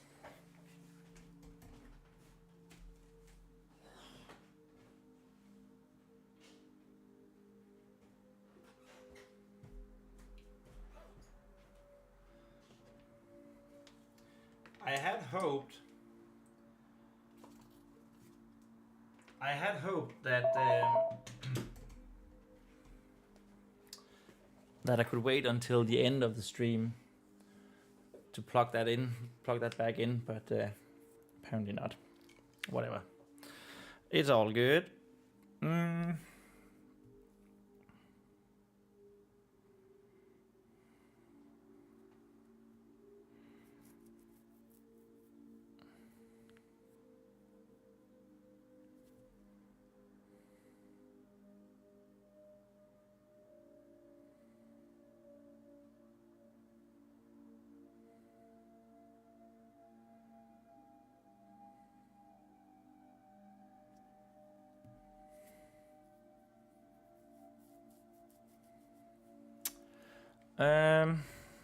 Okay.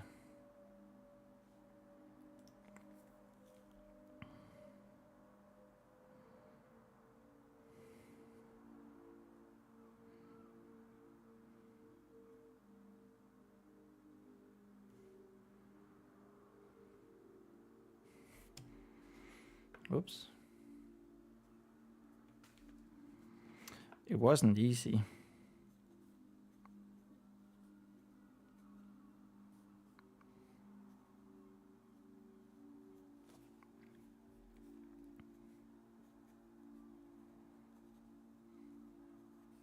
Climbing never was.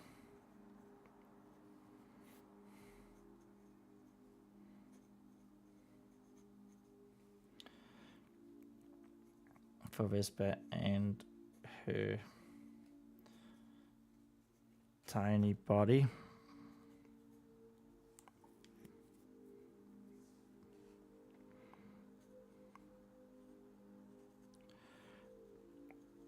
Especially not now.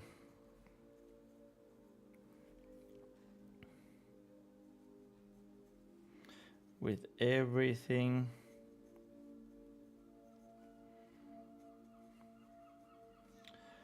that she had endured. That was the end of page 292. We move on to 293. New page hype. Whoop whoop. 293. Oh yeah, let's go.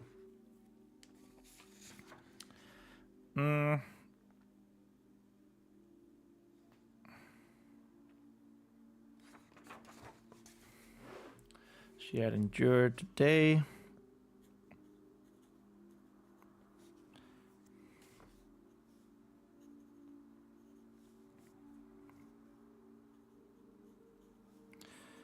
With a warhammer.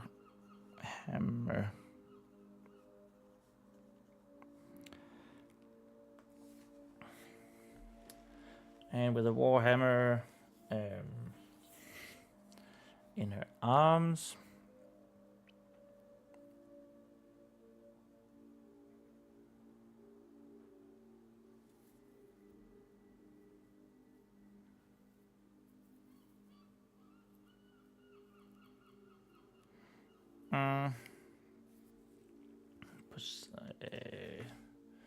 I'm looking for this word here.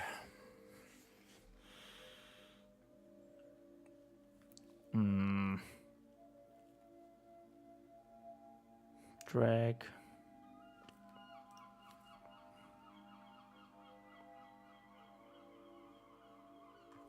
Yeah, maybe it's pretty good saying hauling a warhammer.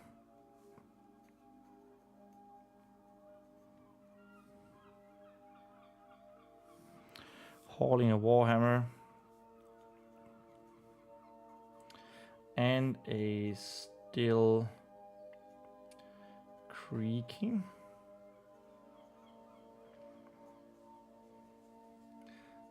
Left arm that had never really recovered.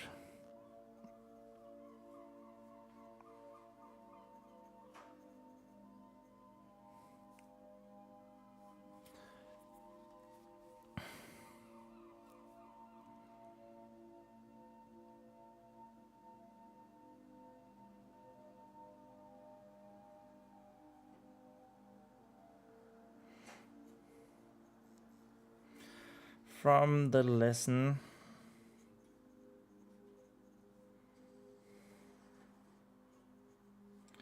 with Rhenàidd.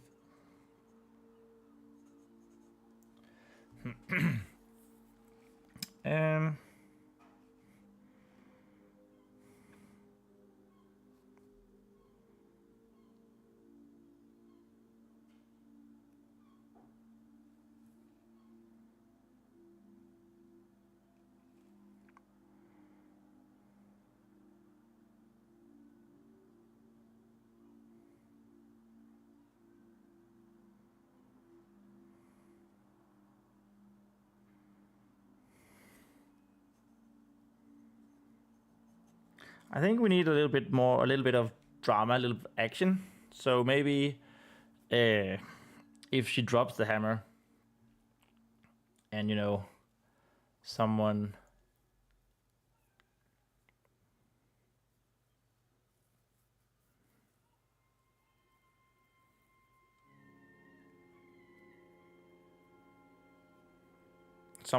comes over to check.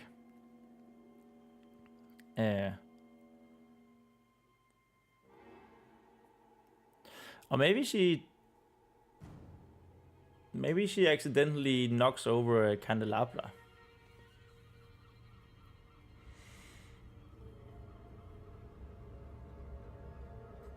That could be kind of fun.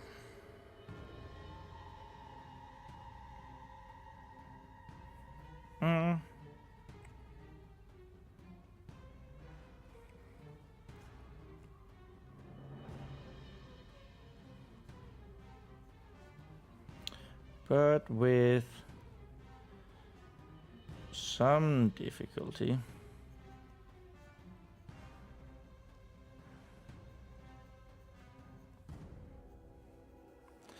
And stifled groans.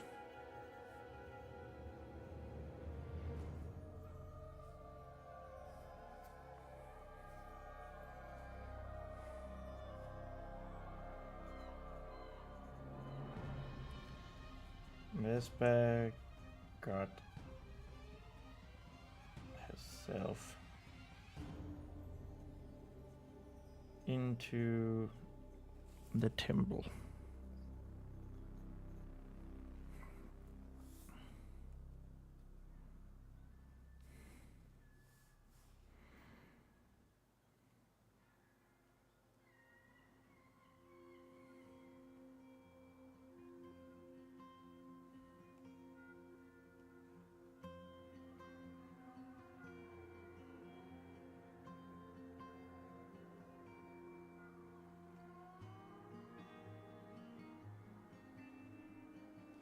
Because it could be funny to have like a Skyrim reference. It must have been the wind. So she would knock over a candles holder thingy. And then one of the drowners come to check it out and sees this knocked over candle holder and can't find anyone, saying that it must have been the wind or something.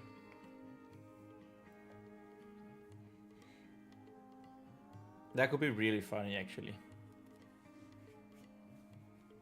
Yeah.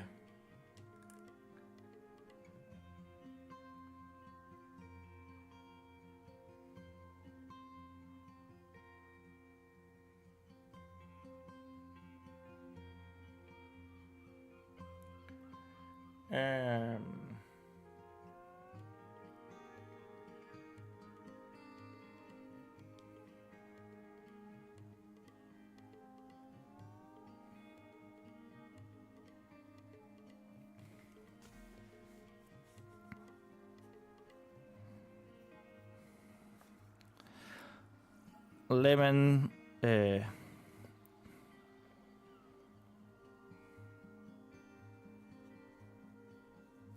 spent all of her attention on sticking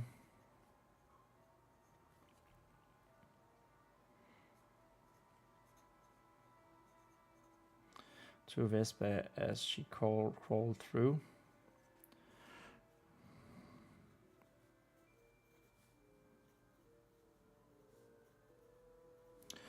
Over the sill.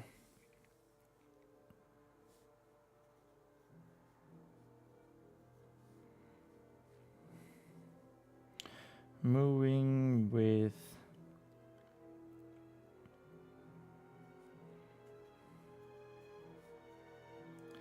beak and claws.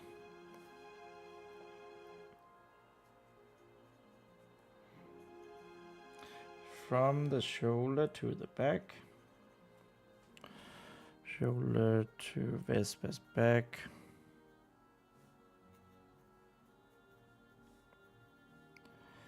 And back again.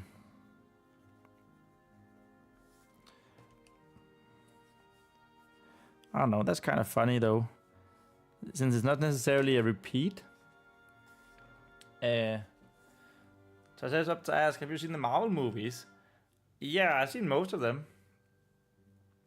I like them. But I am also a little tired of them. Like, I have strong opinions about Endgame.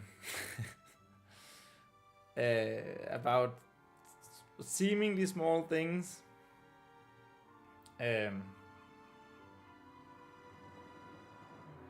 But I still like them.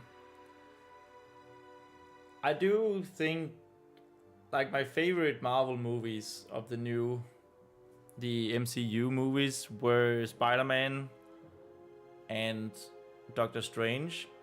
And I know a lot of people say Infinity War and Endgame, but it's just like, I don't know. I got really sick and tired of every movie having a world-ending threat. Which Spider-Man didn't. It just had a really... Spider-Man Homecoming just had a really nice, down-to-earth villain in Michael Keaton. So I love that one. I always loved Spider-Man. And Doctor Strange also had a universe-ending or world-ending threat, but, you know, they dealt with it differently. By, you know, trapping him in a time loop and all that.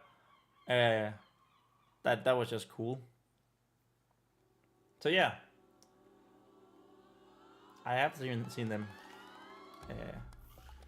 I mean, they've also been like an inspiration because they're very much built like around the hero's journey because it just works, right? So in that way, they've very much been an inspiration for my book here that I've that I'm using the hero's journey for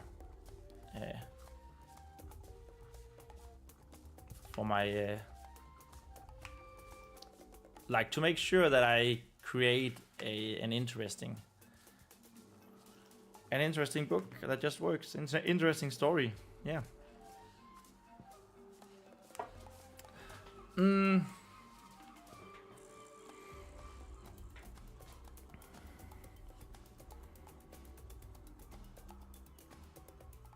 My biggest gripe with them is actually that they, in Endgame, they disregarded the world building to make a rule of cool that just sort of broke everything. Not everything, but yeah. And people, I've talked to people who like, but it was so cool, that moment. It just took my disbelief away. And like, showed me that they didn't really care about the universe, if that makes sense. Like, I'm not trying to be contrarian, I just am a contrarian. It was the Captain America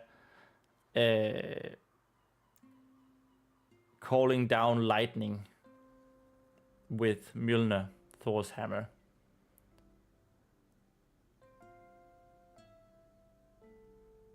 I mean, it had been established in Ragnarok that Mjolnir wasn't the source of Thor's powers. It was just sort of a focus point. And then suddenly, because Captain America is using Mjolnir, which was really cool, he calls down lightning. Like, come on, that just... It was for the rule of cool, but it actually broke the universe, the rules of the universe, and I did not like that. And like I said, people think it's a minor thing. I don't. I actually think it's quite a major thing, because it shows that you would disregard your world to do something cool that doesn't make much sense. So I think it was actually kind of bad. There were other stuff that was weird, like Captain Marvel saving the day, totally disregarding the chain that all the female heroes had done before that, heroic chain. Yeah, there's a lot of nitpicking that I can do, but I still liked it overall. Infinity War. I just think it also ended up being so many movies, right? Yeah, I definitely think that that was the Russo brothers' worst Marvel movie. It did feel a little bit rushed, the ending, didn't it? Like, it was very clear that they needed Captain Marvel to get themselves out of the corner they had painted them in. So they needed this invincible character.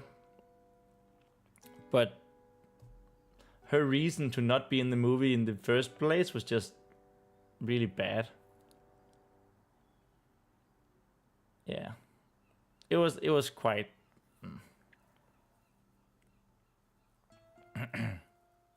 But yeah, like I mentioned, there's just also so many movies that I just didn't have, like... If I were to see them today, I don't know if I would, because it was just, you had to watch 12 movies to know what was going on, and just... I can't be bothered. Which is weird, because I like TV shows where you have multiple seasons and storylines. Yeah.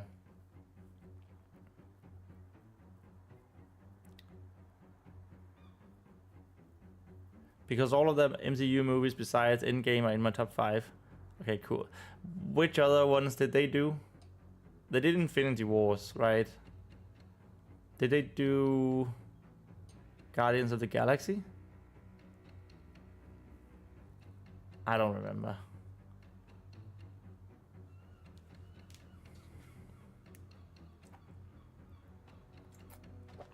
They did Iron Man as well, right? Iron Man was great.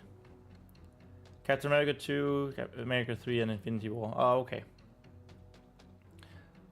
Captain America is a strange character. Like this super soldier type thingy. I don't know. A very patriotic. It's in his name. But yeah.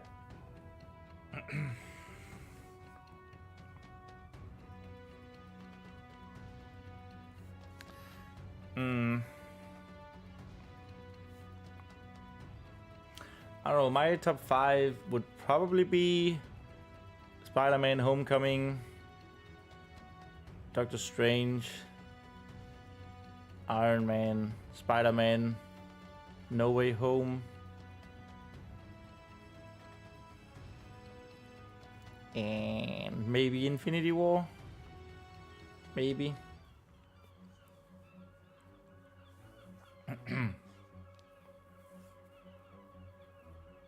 But like I said, there's just so many of them, it's just hard to keep track of everything. I actually liked Ant-Man quite a lot as well, though.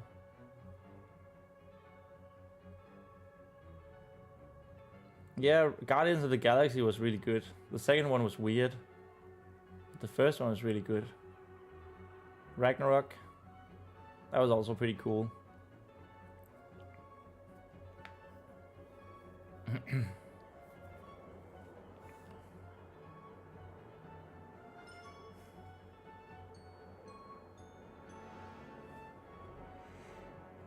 It does feel like at the moment, like, okay, so there's a, I don't know if you can hear that, but there's a helicopter apparently flying over the city where I live. Thanks for that helicopter. But yeah, it does feel a little bit like now, like this should have ended a lot of the Marvel movies with Endgame, right?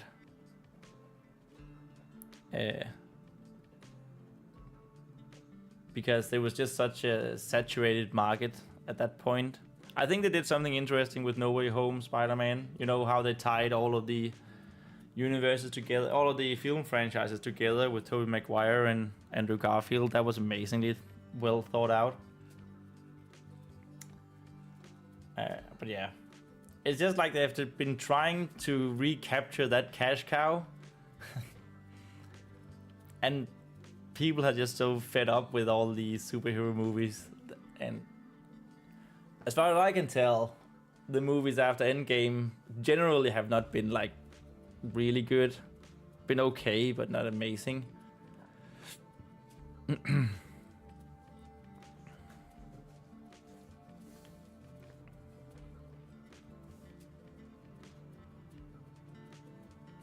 And it's just like, just let it rest, right? Of course, they can't do that because they need to make a boatload of money.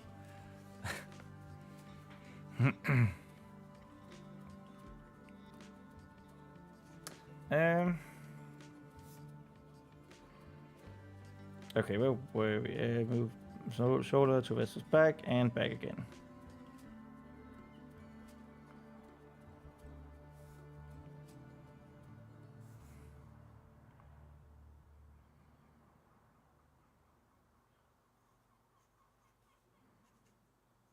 She didn't dare to fly.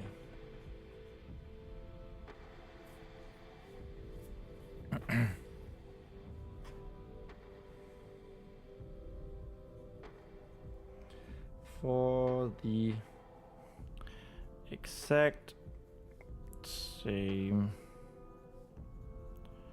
reasons as Vespa.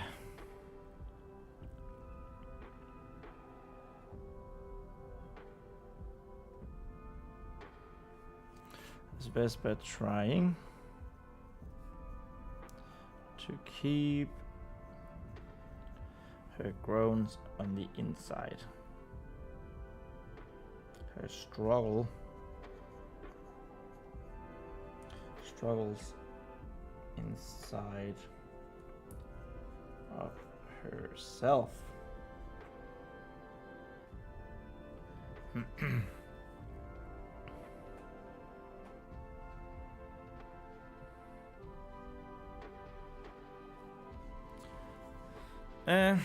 Whoops.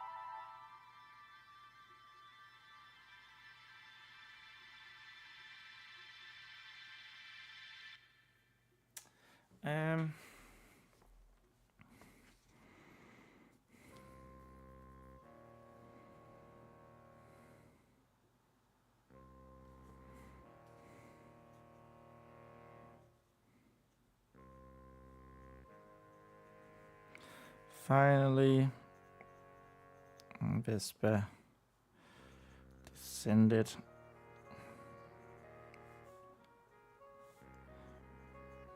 onto the stone floor of the temple.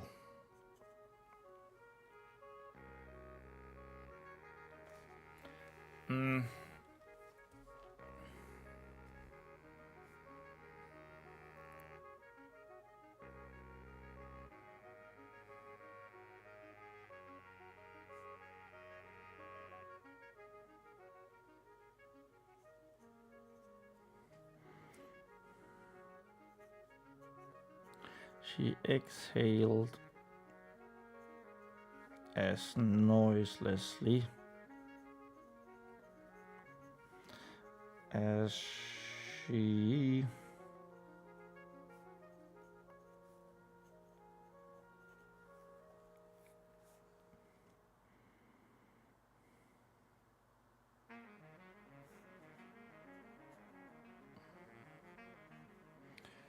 while looking around yet again.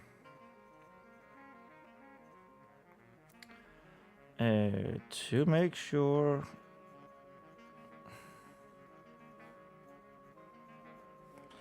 that they were still unseen.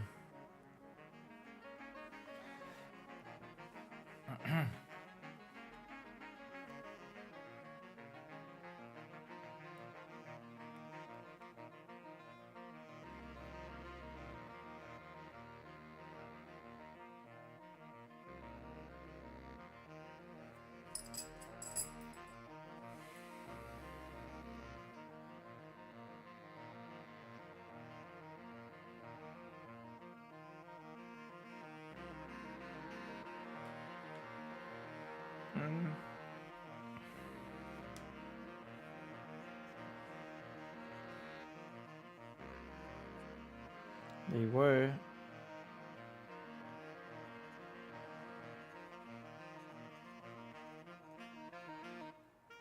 Vespa could feel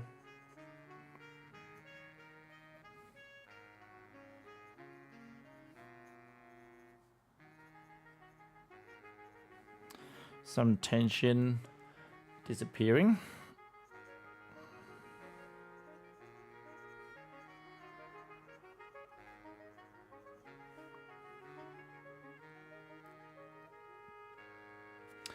Disappear. I can never remember that. Disappear. It is correctly spelled. Yes.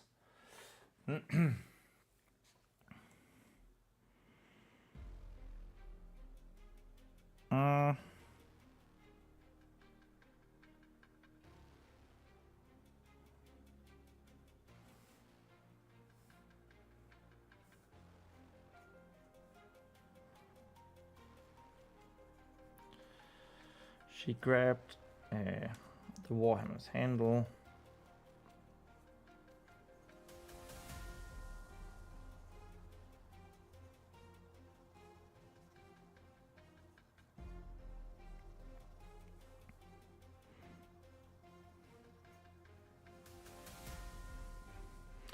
And turned around. Turn around with a little... much too fast.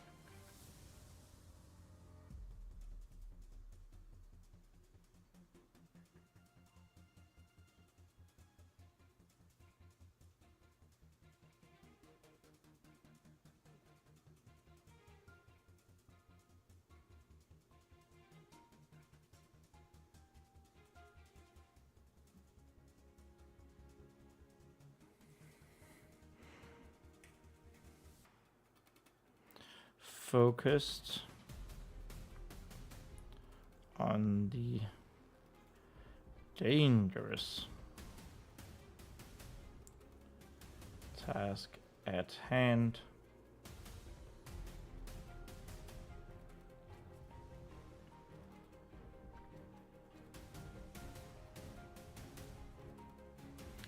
With a lot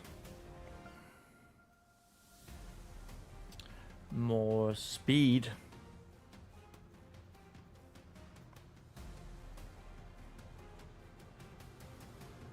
than she had intended.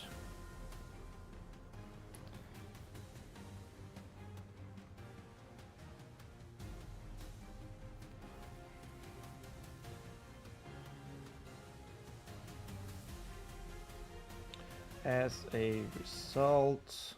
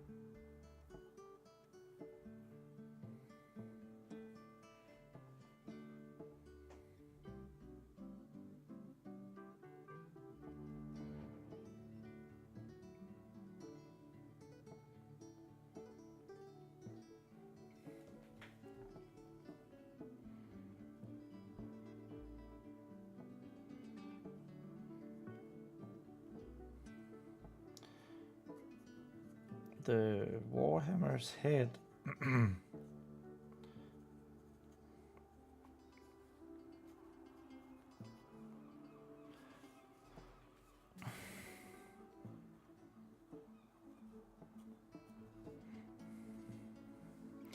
caught the thin metal bar.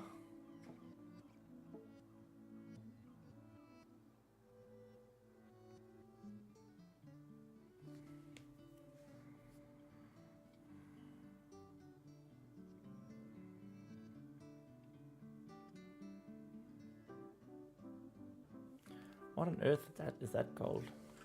It's also like it's not candelabra. Candelabra.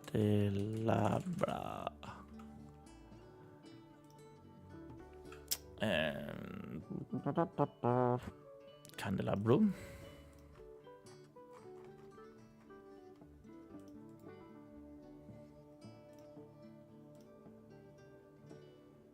Oh, it's still.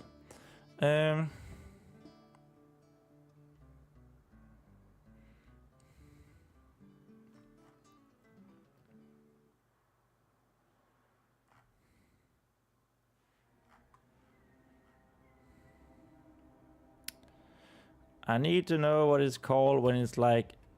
It's not a candlestick. No. It's... Paracas candelabra.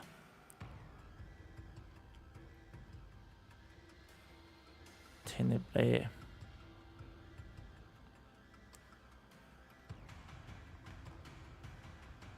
Let's just go with candelabra. Thin middle branches.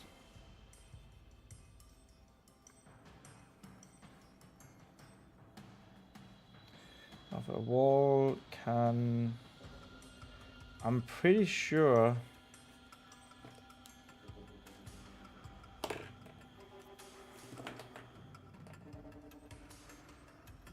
Of... Oh, that was actually...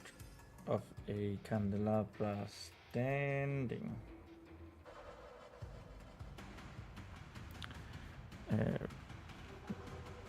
By the white wall.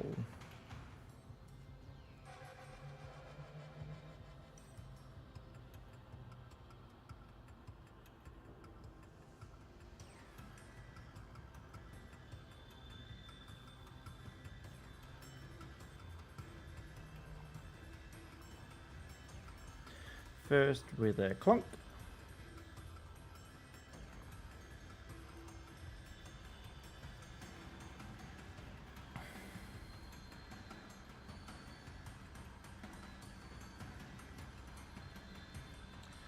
And then a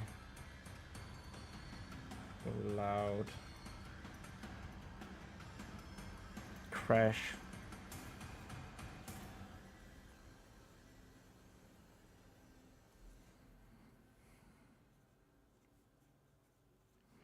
As the long candle holder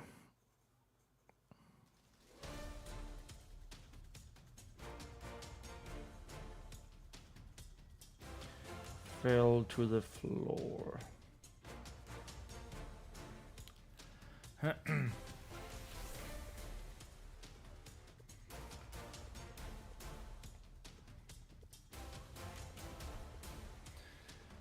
Okay, we've been going on for 2.5 hours now. This live stream, I think we're gonna continue for like half an hour more and call it a day. We've just managed to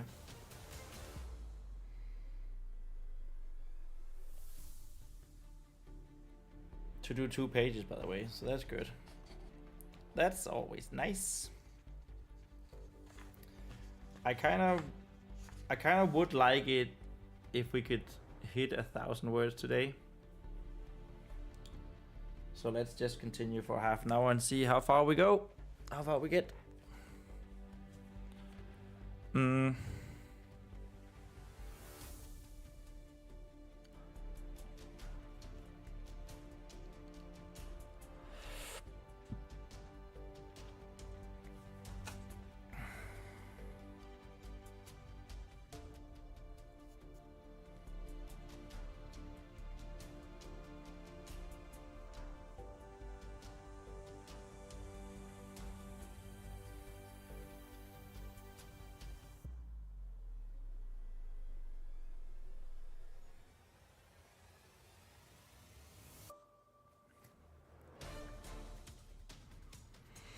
If it hadn't been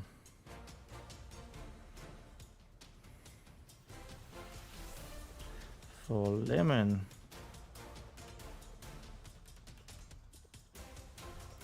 biting Vespa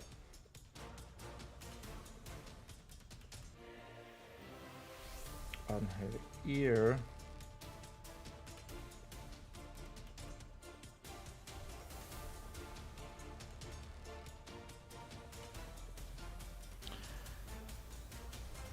quickly.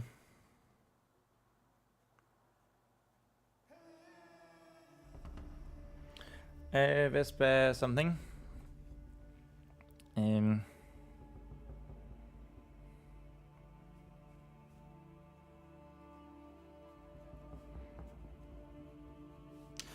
might have been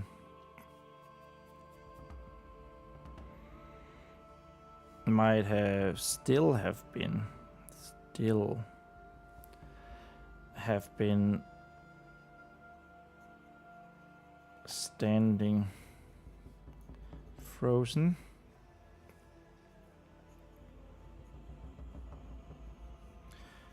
Looking at the candelabra.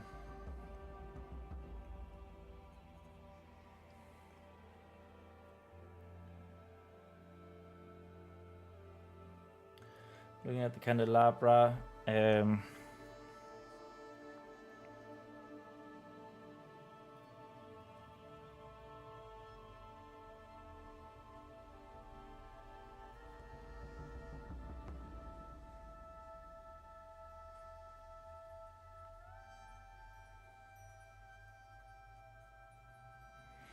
Heart skipping multiple beats.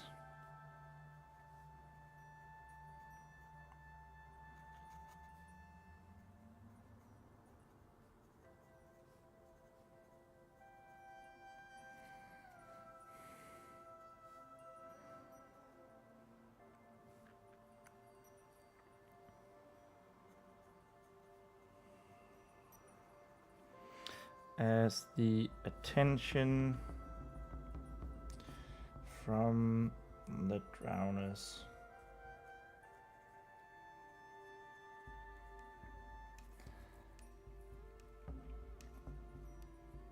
was certain that this is a long sentence. Oh my god. Certainly.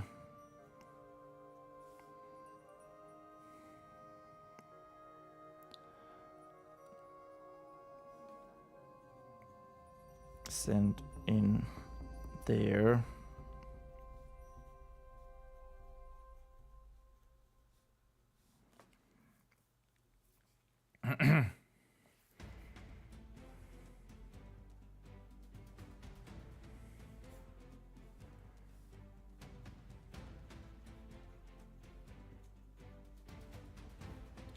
But the sharp pain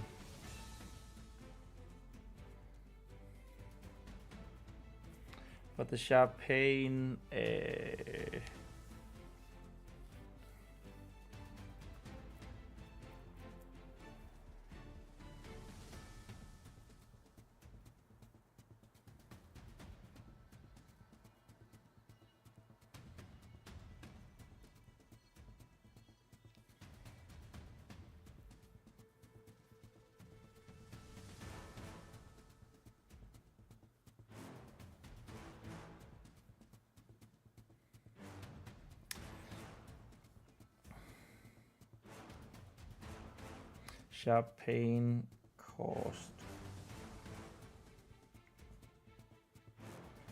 by the equally sharp beak. If anyone has ever had a budgie, you'll know they have the sharpest beaks in the world and they're not afraid to use them. And it hurts so bad. It's really this sharp stinging pain. Let's just call sharp sting actually. The worst thing that Citron did, you know, Citron who inspired Lemon, was when she was all like preening my upper lip and lips in general, or like the area around here. She would sometimes manage to grab a hold of a nose hair and then pull on it, or multiple nose hairs and pull on them, and it's just like it would just come out of nothing, and suddenly you would just be like, oh, my nose. And then whichever this is the weirdest thing, whichever nostril that she chose to pick out nose hair from, that would be the one going into tears. I'm sure anyone who's ever had a bird can relate to that.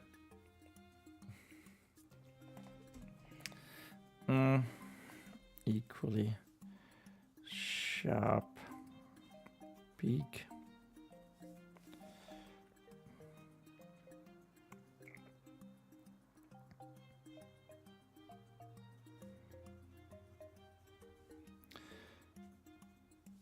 No, that's not. That's a lot of sense.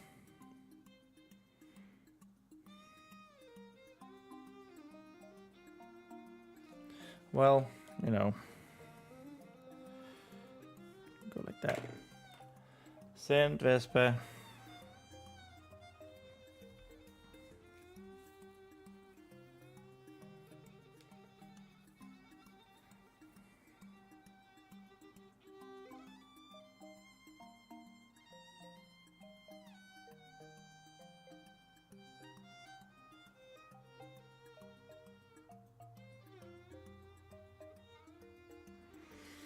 Send Vespa.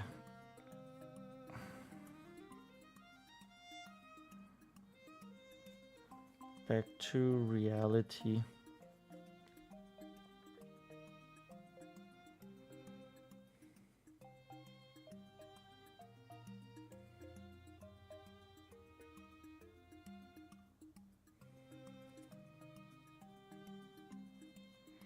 And them both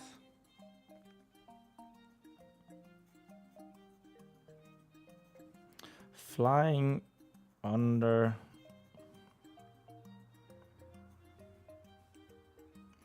one of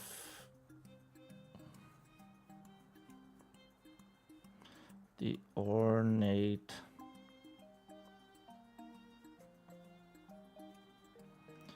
temple benches.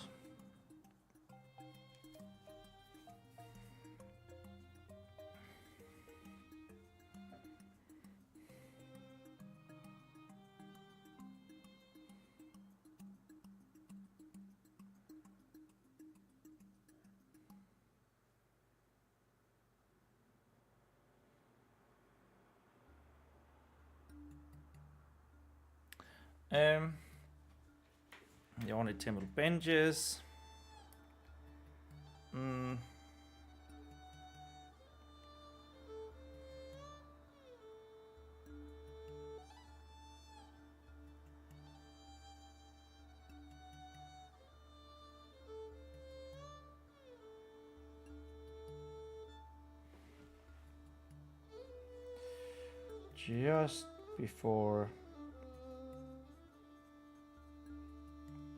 Just before any foul eyes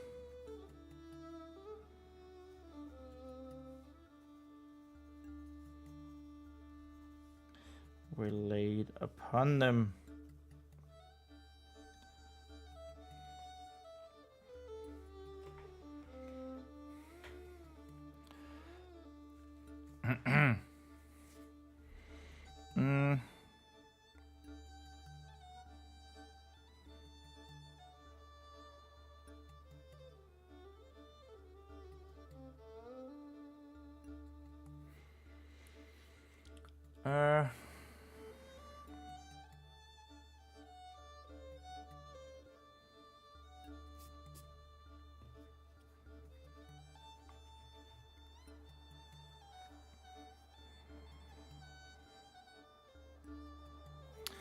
Multiple. This is supposed to be a P multiple.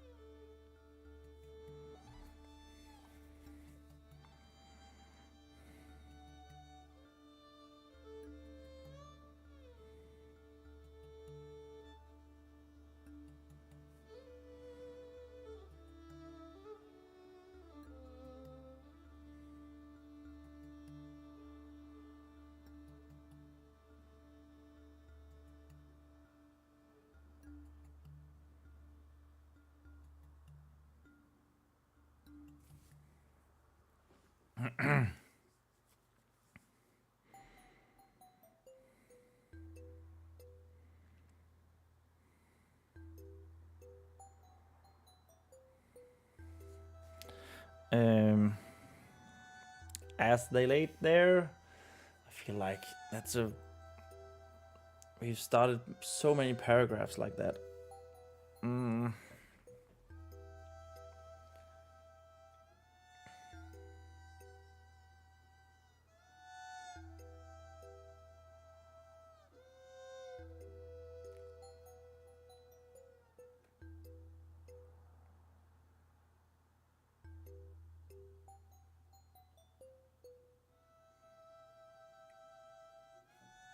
Ooh, that's a fun phrasing, I think.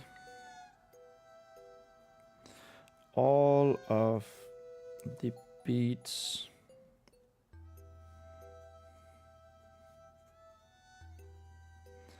Vespa's heart had skipped.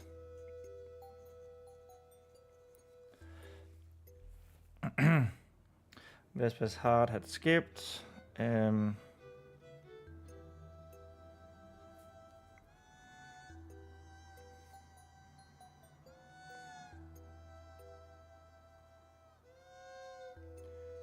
When the candelabra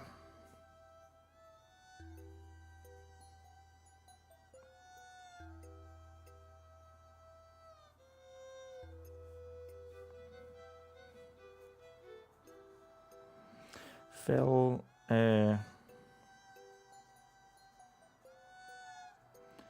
apparently came rushing back.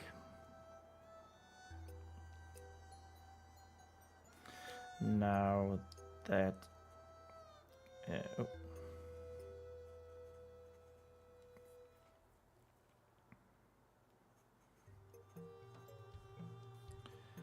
they lay on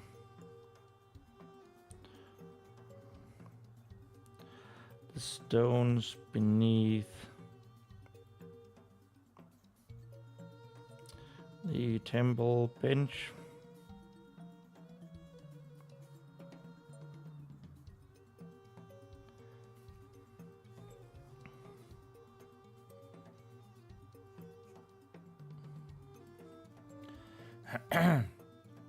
She could hardly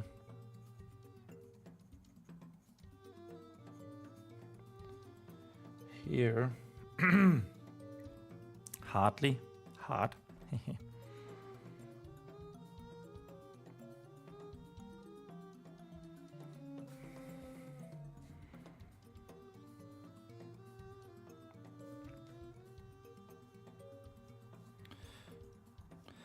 What the drowners said.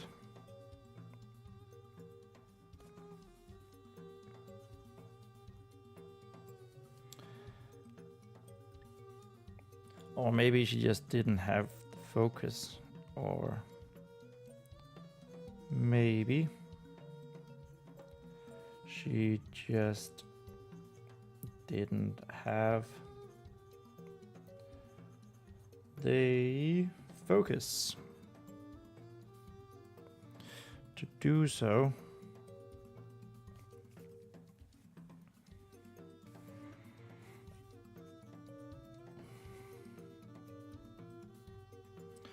But there were definite there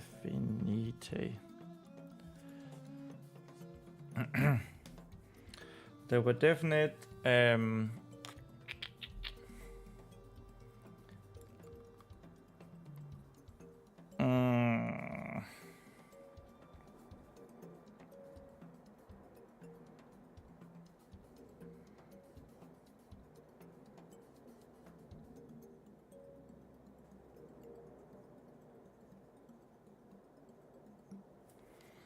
definite arguing coming from the blessed reservoir.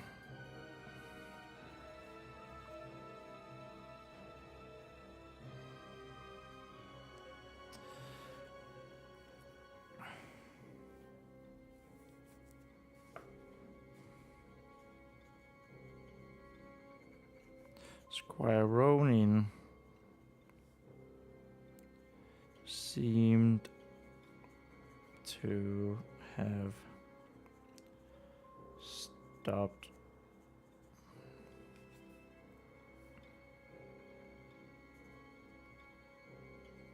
his chanting.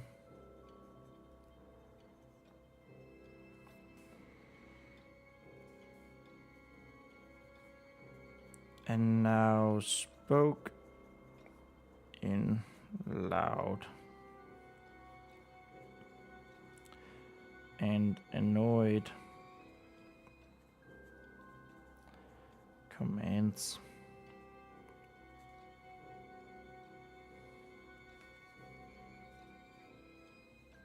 Soon after,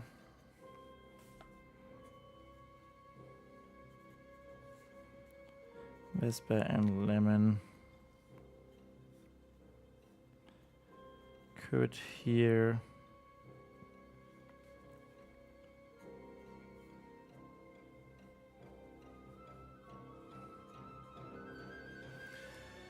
the rhythmic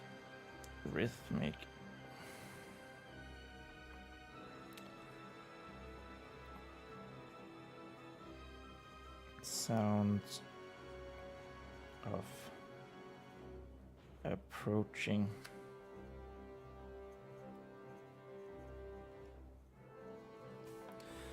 footsteps.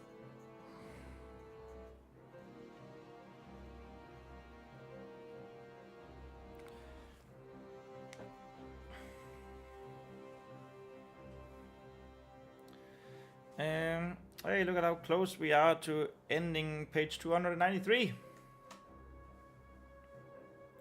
10 minutes left. Let's see if we can do it. I think we can.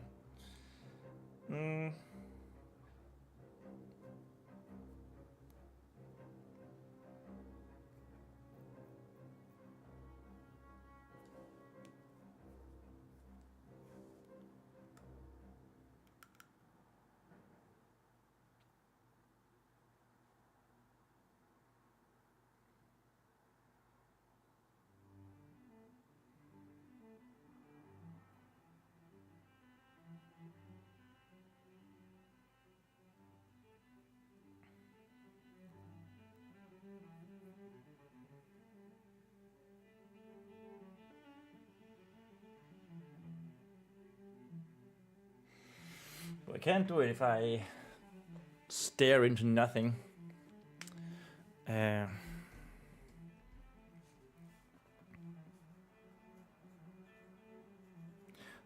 Tell me what is happening.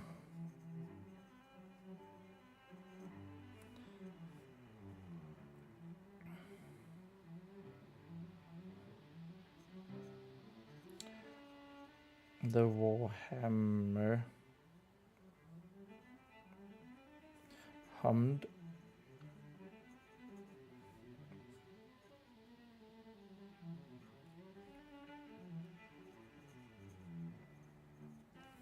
Adding extra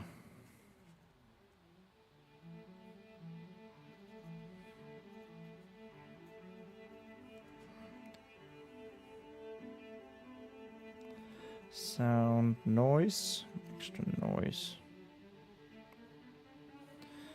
from the fact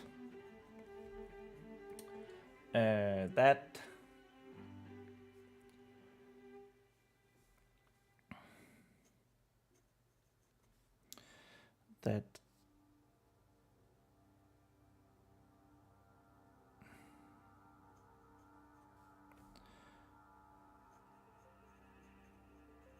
flaky barked mole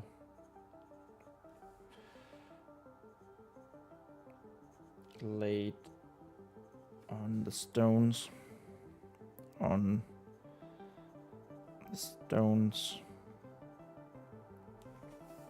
Shh.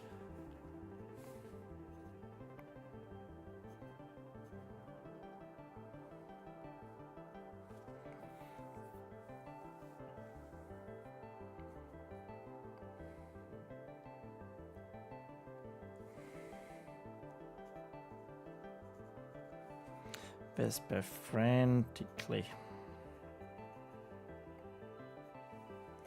Shushed. Only as loud as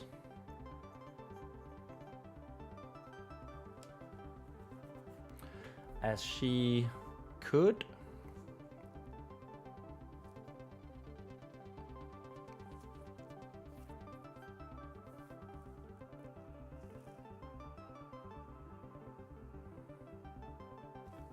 I don't want to say dared again. I feel like we've used dared so much.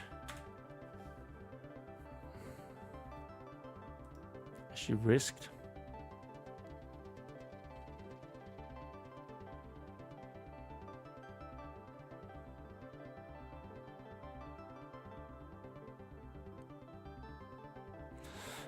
She braved. Oh, I like braved. I know it's silly, but I mean, I could have used dared, but I just feel like we've used dared so many times now. Yeah.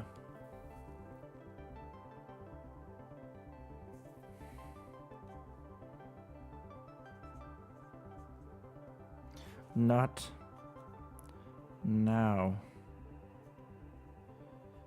Guard.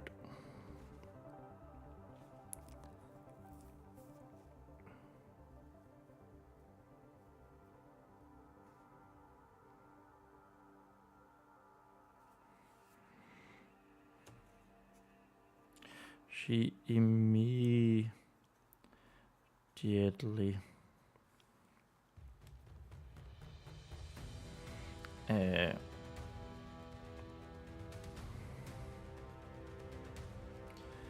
put her gauntlet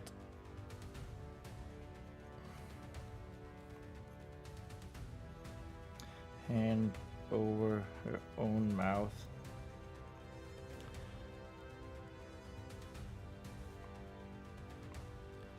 To make sure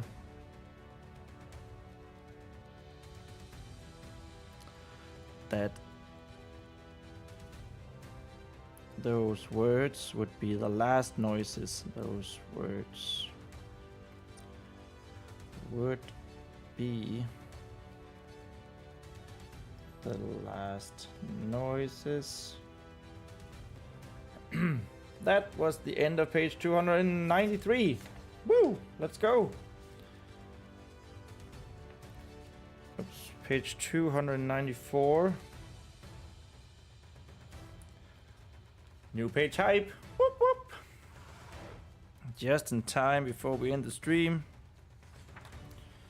And last noises.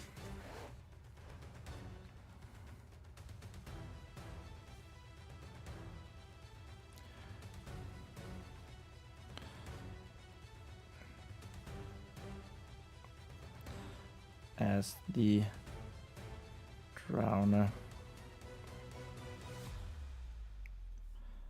was now close.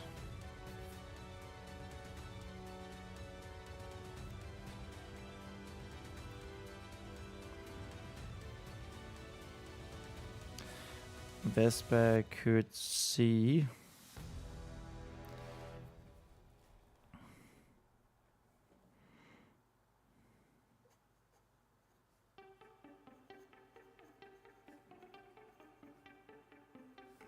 the drowner's feet as he walked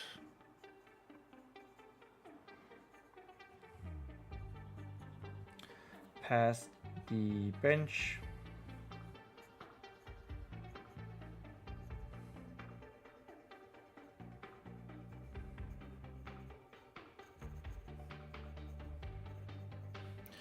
Where they were hiding.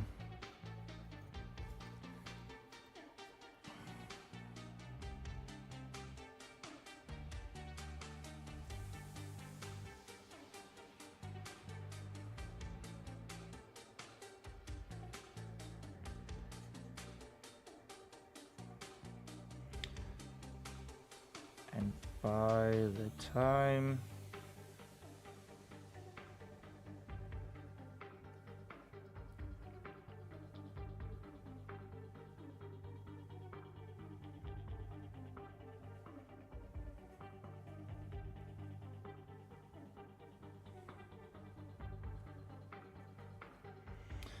the time he stopped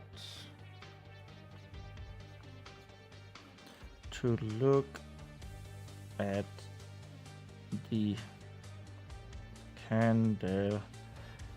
I'm gonna end it right there. That has been 3 hours almost. It is now 11 o'clock here in Denmark. Okay, I think that went pretty well. I mean, we could. I am quite tired though.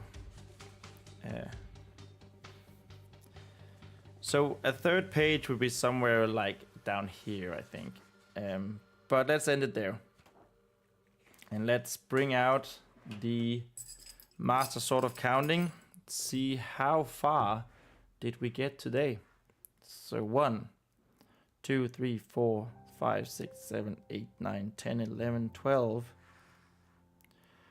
13, 14, 15, 16, 17, 18, 19, 20, 21, 22, 23, 24, 25, 25, and 2 pages, 26, 27, 28. 2 pages and 28. Let's go like that. 2 pages and 28 lines. Let's see if that is indeed going to be 1,000 words. I do hope so. No!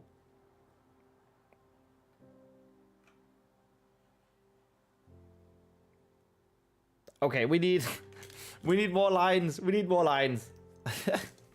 I want 1,000 words. It was 24 lines, right? Was it 25 lines? I think it was 24. No, 28. We did write 28. Yes, we wrote 28. Okay. As he stopped to look at the candelabra.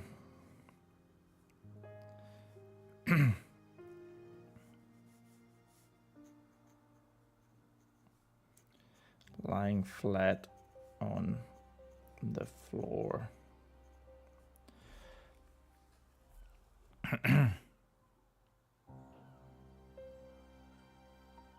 So that's 29.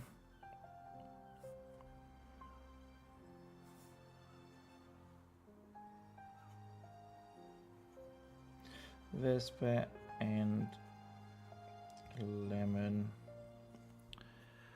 both held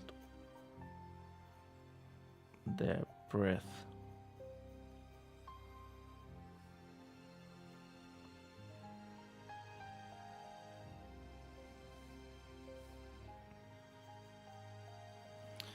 They could do nothing but wait and hope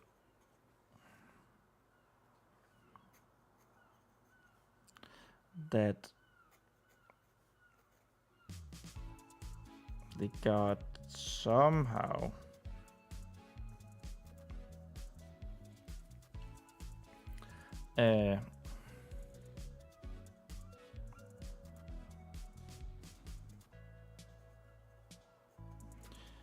didn't find them.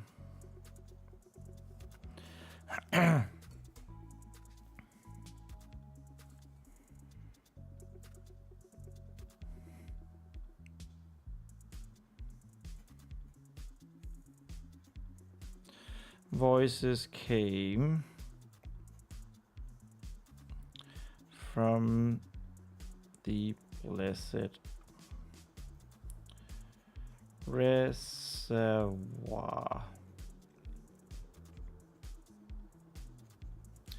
Vespa was pretty sure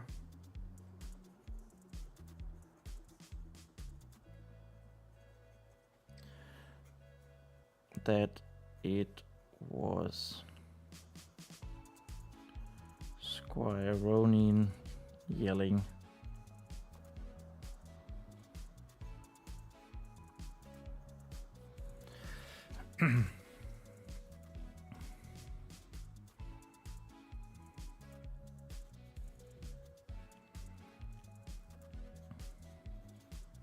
The feet, are they armored? I mean, they probably are armored.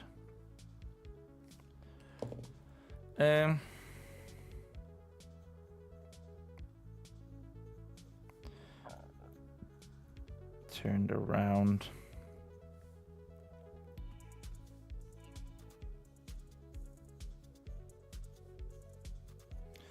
One of the candle holders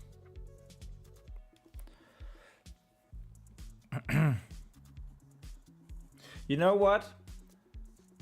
We are like so close. It's like right here, page 3. So I'm just gonna continue. I'm just gonna continue until we have written 3 pages today. It has been a while, so that's good.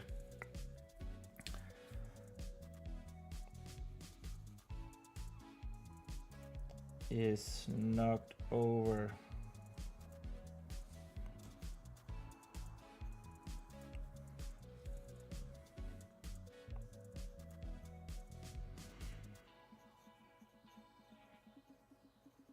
The drowner yelled back.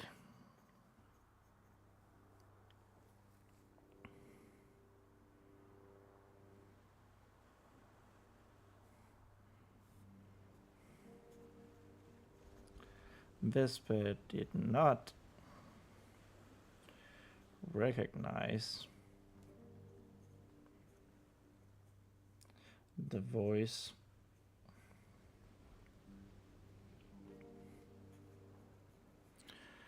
It was muffled by muffled in the same way. In the same way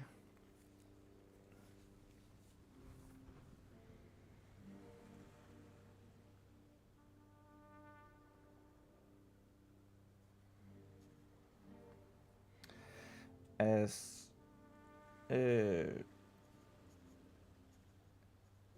Squire Ronin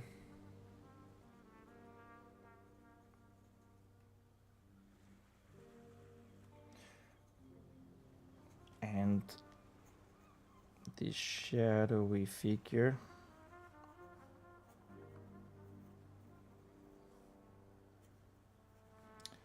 had been behind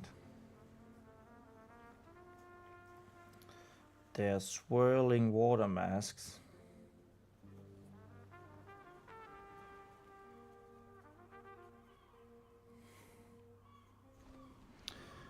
So at least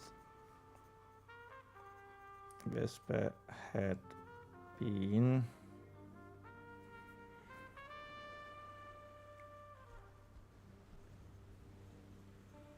correct with that.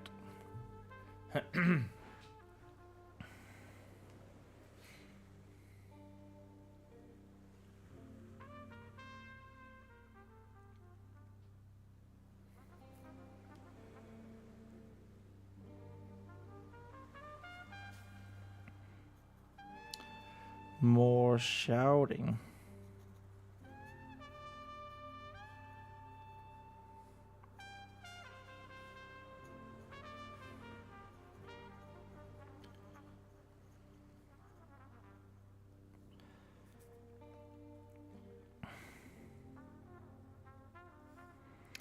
The reservoir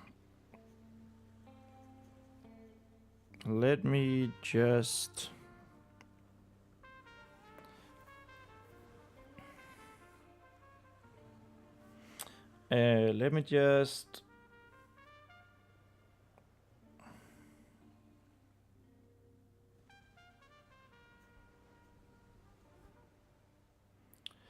The Drowner.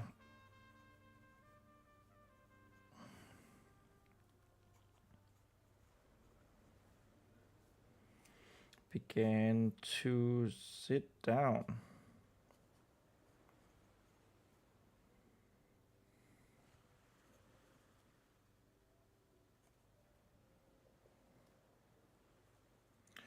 On his one knee.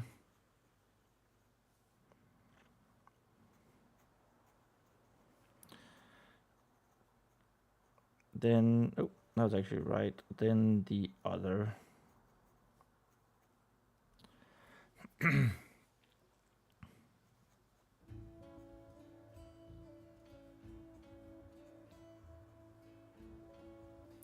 Lemon and Vespa's eyes widened.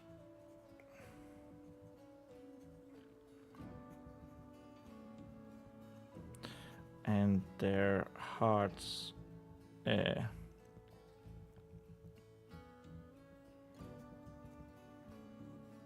this time jumped.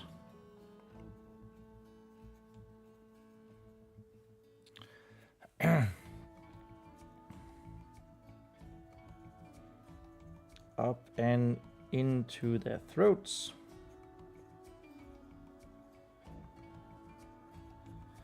I guess that should actually be another paragraph. Into their throats.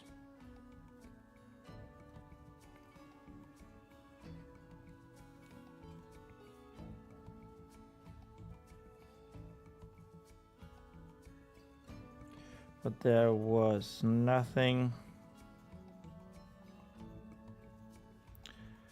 that they could do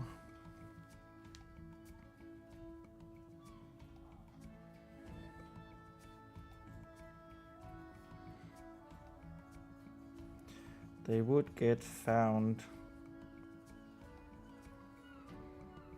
in just a few counts, just a few counts.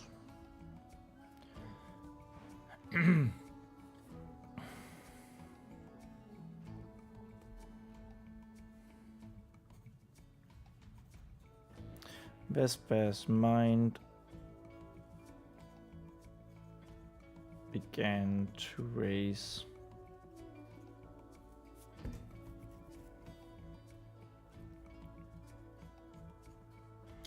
With thoughts on what to do.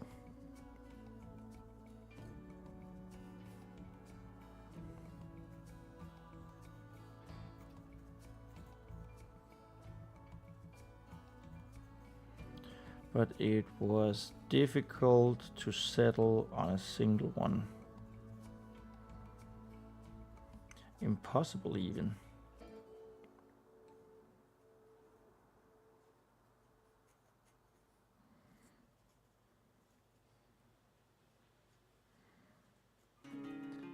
To settle on a single one.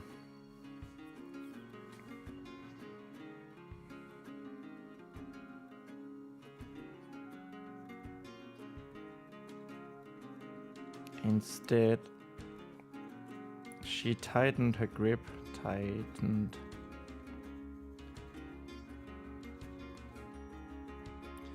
I guess this should be the armored one. Tighten the grip. Gauntlet.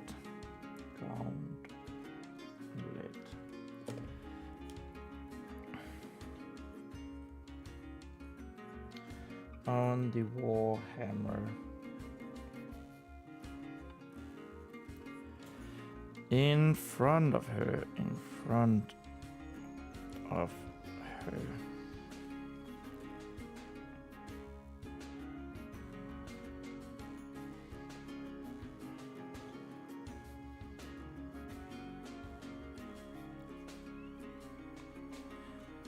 Was she ready?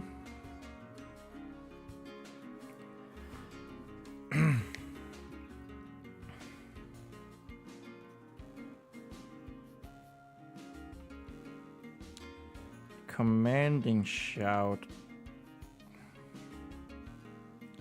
now came.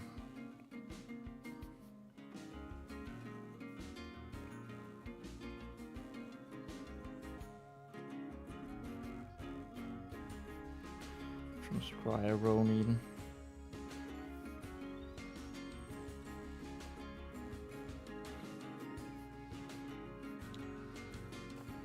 And the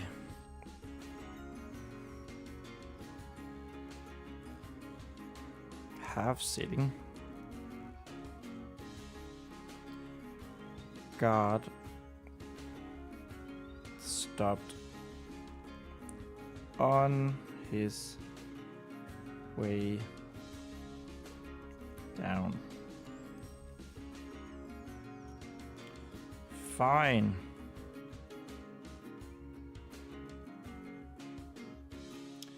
He shouted back.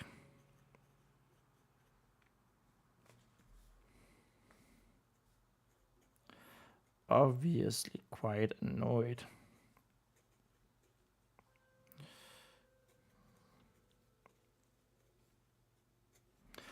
Okay, I'm actually going to stop there now.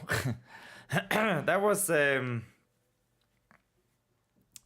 of got into the zone there. Wow, okay, so that was way more than we initially did. So let's have another count, shall we? Because I don't remember where 28 was. 1, 2, 3, 4, 5, 6, 7, 8, 9, 10, 11, 12, 13, 14, 15, 16, 17, 18, 19, 20, 21, 22, 23, 24, 25, 26. There we are. 27, 28, 29, 30, 31, 32, 33, 34, 35, 36, 37, 38, 39. So that's 3 pages. 3 pages and 1, 2, 3, 4, 5, 6, 7, 8, 9, 10. 3 pages and 10 lines. Okay. I was actually hoping that I would make 3 pages today, and we did so. We did so, guys. 1,188 words. This was a good session today. Did go a little over time, but you know, who can blame us when we did so well? I think I did so well today. I'm so happy about that. Okay, so I'll go here that you can see. I'll press this one. I will update our progress. So we are now at 108,605 words. Damn. We love that. I love that. And that means our purple line needs to go there, and our jewel needs to follow. So it goes there. And we can go there and there. And that was it for this day, for this evening, this Monday. Thank you guys so much for watching. I'm very, very, very happy with today. We managed to do 3 pages, over 3 pages. Another over 1,000 words. Yes, it's been a while since I've done that. It's been a couple of weeks actually, 3-4 weeks or something. That can't be right. Anyway, thank you guys so much for watching. If you like this one, please remember to like it on YouTube. It really means everything, and it means me more than everything if you want to subscribe to me to follow along with the progress. Next stream is going to be a week from now. I do have stuff that I need to I need to do. So I kind of need the evening on Wednesday. So that means the next stream will be on Monday, the 3rd of August, 8 p.m. as usual. I think maybe because it might be the last stream, not forever, but the last Monday stream for at least the rest of the year. Because as you know, I'm going to start landscape gardening education, and I'm going to live somewhere else for the weekdays. So that's where we're at. So it might actually, and we might actually do a much longer stream, but I will see in a week. Right now, I just want to say thank you guys so much for watching, and remember that we write our own stories. All right, see ya, bye.